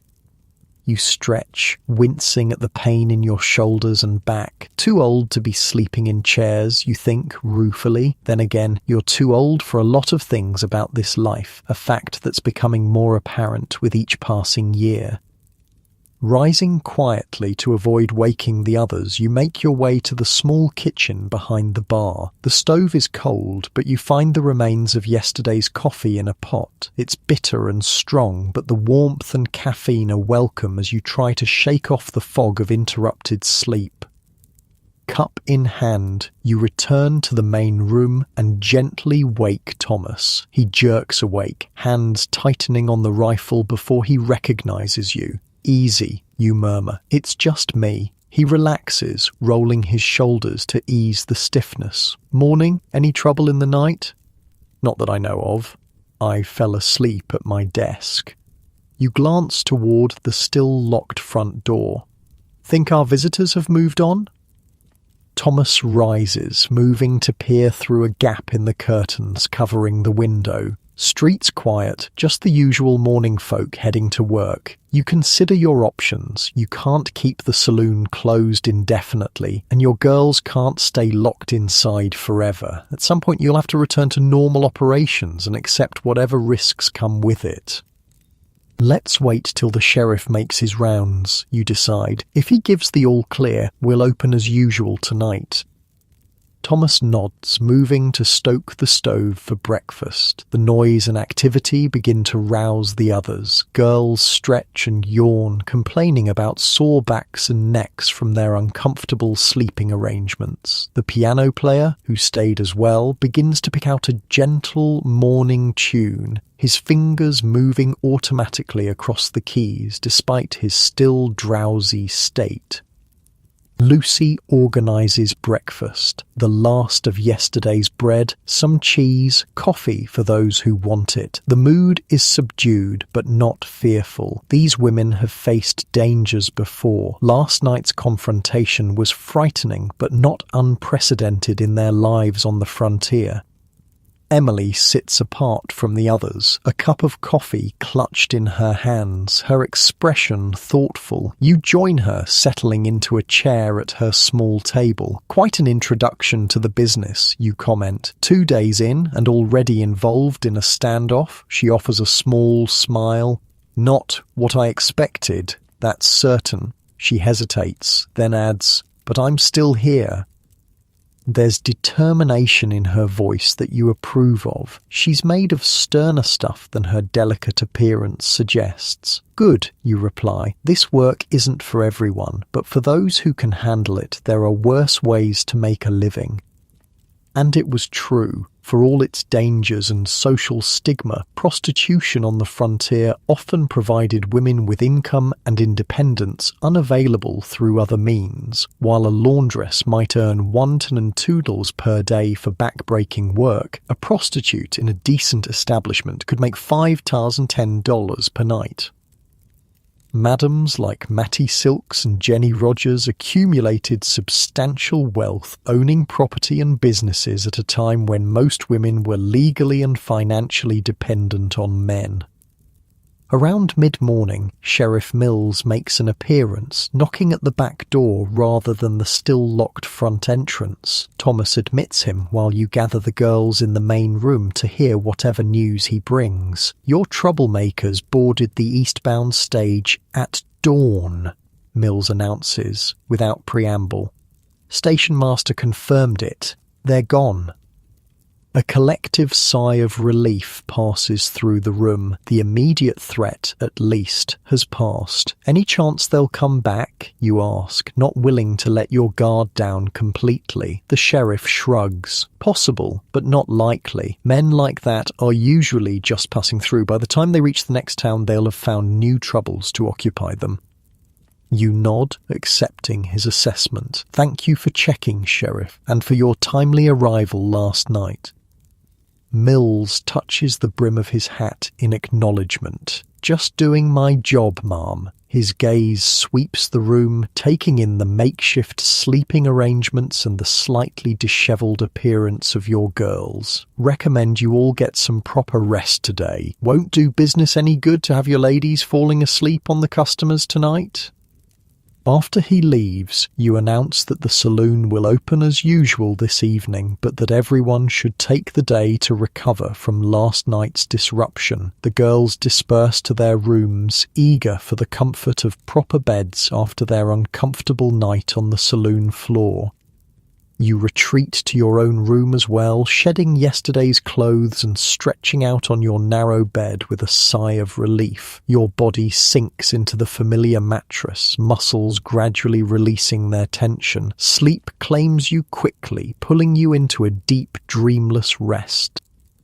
When you wake in late afternoon, you feel renewed. The fear and tension of the previous night have receded, replaced by your usual practical focus on the business ahead. You wash thoroughly, enjoying the luxury of water that's been heated on the stove rather than the cold splash that started your day. As you dress for the evening in a gown of deep purple silk, one of your finest, you consider the events of the past few days. The threat from the scarred man and his companions has passed, but it serves as a reminder of the precarious position you occupy in this frontier town. For all your business acumen, for all the money you've saved and invested, you remain vulnerable. A woman alone running an establishment that exists at the pleasure of men who could shut it down or destroy it at any time. The sheriff who protected you last night could just as easily raid your saloon if public sentiment turned against businesses like yours. This was the reality that all madams faced, even the most successful. They operated within a narrow space between tolerance and condemnation, always aware that their position could change with the next election, the next moral crusade, the next shift in the town's fortunes. Many tried to secure their status through charitable works and community involvement. Mattie Silks was known for buying clothes and school supplies for poor children in Denver. Jenny Rogers contributed to civic improvements.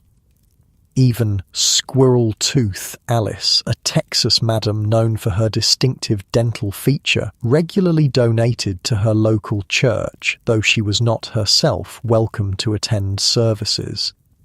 As you finish dressing, you find yourself thinking about the future. How long can you continue in this business? What comes after? Few madams managed graceful retirements. Many succumbed to the hazards of the profession. Violence, disease, addiction. Others simply faded from prominence as age made them less appealing to customers who valued youth and beauty.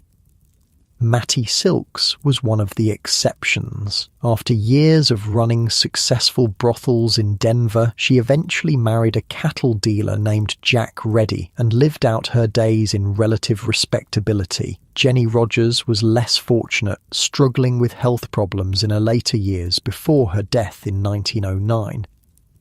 Your own savings, carefully accumulated and invested over the years, might be enough for a modest retirement somewhere far from here, where no one knows your history. A small house, perhaps, a garden, books to read, simple pleasures after years of managing the complex, often dangerous business of running a brothel. But not yet. First, there's tonight's business to attend to, tomorrow's supplies to order, next week's accounts to balance, the daily work of survival and success that has defined your life for so long. Downstairs, you find the saloon already coming to life. Thomas has the bar stocked and ready. The piano player is warming up with scales and simple tunes. Your girls, rested after their day off, are in good spirits as they prepare for the evening ahead. Lucy approaches as you survey the room. "Everything's ready," she reports, "and we've got a new girl arriving tomorrow on the afternoon stage. Bessie over at the Broken Spoke recommended her." You raise an eyebrow at this. "One of Bessie's girls? Why would she send anyone our way?"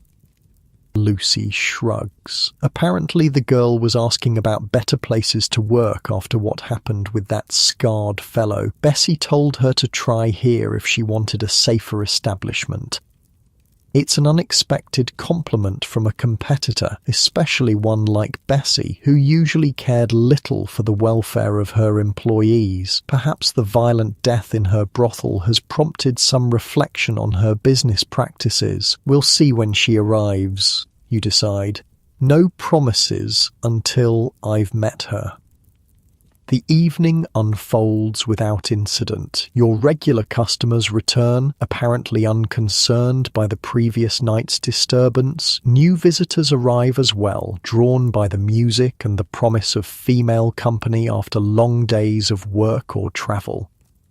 You make your rounds, greeting customers, ensuring drinks are served promptly, mediating the occasional minor dispute. The familiar rhythm of the night settles around you, comforting in its predictability after the disruptions of recent days.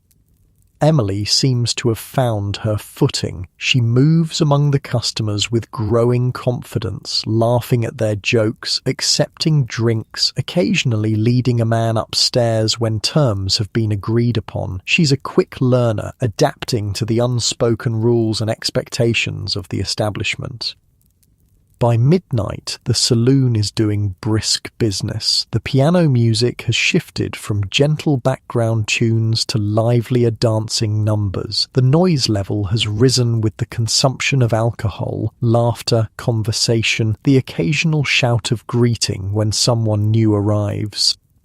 You find yourself at your small desk, reviewing the night's earnings while keeping one eye on the room. The figures are good, better than average for a weeknight. Perhaps the excitement of the past few days has actually been good for business, bringing in curious customers who wouldn't normally visit. As you make these calculations, you notice Lucy approaching with a concerned expression. "Trouble?" you ask quietly. She gestures subtly toward a table in the corner where Rose is sitting with a well-dressed stranger. The man is leaning too close, his hand gripping Rose's arm with visible force. Her smile has a strained quality that signals discomfort.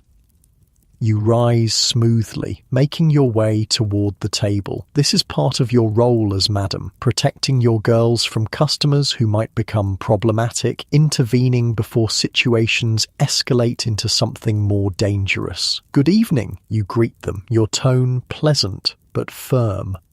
"Rose, I believe Mary needs your assistance for a moment."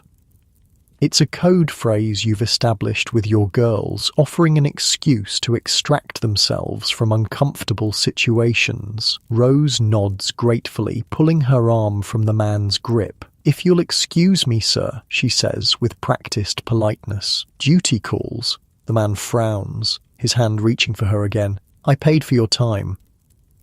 "And you'll have it," you assure him, stepping between them. "As soon as Rose has helped Mary with a small matter, in the meantime, perhaps I can keep you company." It's a delicate balance, maintaining the customer's interest and ensuring he doesn't feel cheated while still protecting your employee from his increasingly aggressive behavior. You signal Thomas with your eyes, a slight tilt of your head that he recognizes immediately. He moves closer to the table, ostensibly to offer more drinks, actually to provide backup if needed. The man looks you up and down, his expression dismissive.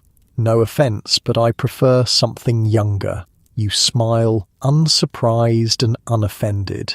"Of course, Rose will return shortly. In the meantime, please enjoy a drink on the house." You gesture to Thomas, who promptly pours a generous whiskey. The free alcohol pacifies the man temporarily. By the time he finishes it, you've arranged for another girl, Jenny, who's more experienced in handling difficult customers, to take Rose's place, crisis averted, at least for now. This kind of management was constant in a successful brothel. Madams needed to be alert to potential problems, skilled at diffusing tensions, and willing to step in when necessary to protect their employees. They balanced the need to keep customers happy with the imperative to maintain order and safety within their establishments. As the night progresses toward its inevitable conclusion, customers gradually depart. Some head home to families who pretend not to know where they've been. Others, who've paid for the privilege, retire upstairs with your girls for the remainder of the night. A few diehards remain at the bar, nursing their drinks and sharing increasingly exaggerated stories. You find yourself back at your small desk, tallying the night's earnings while stifling occasional yawns. It's been a long few days, and the lack of proper sleep is catching up with you despite your afternoon rest. Emily approaches as you finish your calculations, handing you her portion of the evening's earnings. "Good night?" you ask, noting the substantial amount. She nods, a small smile touching her lips. "Better than I expected." "You're adapting well," you observe. "Some girls never get comfortable with the work." "I'm not comfortable, exactly," she admits. "But I'm managing, and it's better than starving or scrubbing floors until my hands bleed." It's a pragmatic assessment that you appreciate. No romantic illusions about the nature of the work, but no self-pity either. Just a clear-eyed understanding of the limited options available to women in her position. Get some rest, you tell her. Tomorrow's another day. As she turns to go, she hesitates. Thank you, she says quietly, for taking me in, for keeping us safe last night, for everything. The simple gratitude catches you off guard. In this business, thanks are rare. Most transactions are strictly commercial. Services rendered, payment received. Personal connections, while they exist, are rarely acknowledged so directly. You're welcome, you reply, surprised by the warmth you feel toward this young woman who arrived at your door just days ago, desperate and alone. Perhaps you see something of your younger self in her determination to survive whatever challenges life presents. After Emily leaves, you complete your final tasks for the night, securing the cash in your hidden safe, checking that doors are locked, ensuring lamps are extinguished. Thomas has already cleaned the bar and retired to his small room off the kitchen. The piano player left hours ago. The saloon is quiet except for the occasional creak of the building settling. Finally, you make your way upstairs to your own room, your body heavy with exhaustion. You remove your finery with slow, careful movements, hanging the purple silk gown to prevent wrinkles. The matching shoes are placed neatly beside your dresser. Your hair is unpinned, falling in a grey, streaked mass down your back. In your simple cotton nightgown, with your face scrubbed clean of rouge and powder, you look your age. The fine lines around your eyes and mouth tell the story of years spent in smoky rooms, managing difficult situations, building a business in a world that never wanted to acknowledge women like you as businesswomen at all. You settle onto your narrow bed, feeling the familiar lumps of the mattress beneath you. Your body gradually relaxes into the thin padding, finding the comfortable spots worn into shape by years of sleep. The sounds of the night drift through your window, a distant dog barking, the occasional voice of someone making their way home late, the soft rustle of wind through the cottonwood trees that line the main street. These sounds have become the soundtrack of your life, as familiar as your own heartbeat. Your thoughts drift to the events of the past few days, the threat from the scarred man and his companions, Emily's arrival and initiation into the life, the ongoing challenge of running a business that exists at the margins of society's acceptance. So many women like you shaped the development of the American West, though history would rarely acknowledge their contributions. Madams who built businesses, employed others, invested in property and infrastructure, contributed to civic improvements. Women who carved out independence in a society that offered them few legitimate paths to self-sufficiency. Mattie Silks, Jenny Rogers, Pearl DeVere, Squirrel Tooth, Alice, Cad Thompson, Dora Dufran, they and countless others whose names have been forgotten were as much pioneers as the men who struck gold or drove cattle herds across the plains. Your breathing slows as these thoughts wind through your mind. The weight of the day's responsibilities begins to lift from your shoulders. Your muscles, tense from hours of vigilance, gradually unwind. The mattress seems to grow more comfortable beneath you, cradling your tired body. The simple cotton sheets feel cool and soothing against your skin. Your eyelids grow heavy, the events of the day fading as sleep approaches. You feel yourself drifting now, your limbs growing heavier, your thoughts becoming less distinct. The sounds from outside seem more distant, as if coming from far away. Your breathing deepens, each exhale carrying away a little more tension from your body. That's it. Let yourself sink deeper into this comfortable place. Feel the weight of your body against the mattress, the gentle release as each muscle relaxes completely. There's nothing more to do tonight, nowhere to be, no one who needs your attention. Just this moment of perfect stillness and comfort. Your mind grows quieter, thoughts slowing like leaves gently floating down a stream. Images from the day may drift through your consciousness. Emily's grateful smile, the shine of lamplight on glasses behind the bar, the purple silk of your gown catching the light as you moved through the saloon. But they pass without holding your attention. Even deeper now, your breathing finding a natural, peaceful rhythm. In and out, slow and steady. Your heartbeat calms, your body growing warmer and heavier with each breath. The boundary between wakefulness and sleep becomes blurred, indistinct. And as you surrender to this sweet heaviness, this gentle pulling toward rest, you might wonder briefly about tomorrow and all the tomorrows that will follow. Will you continue in this life you've built, managing your saloon, protecting your girls, accumulating your careful savings?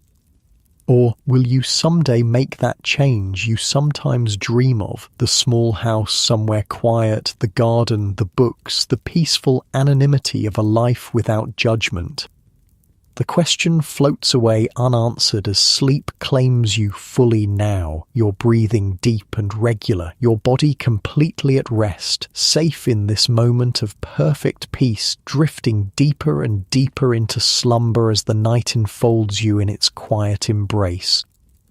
The frontier town sleeps around you, the miners in their boarding houses, the merchants in rooms above their shops, the cowboys in trail camps beyond the town limits. Even the saloon girls in their small rooms have found temporary refuge in sleep, a brief escape from the complications of the lives they've chosen or that have been chosen for them.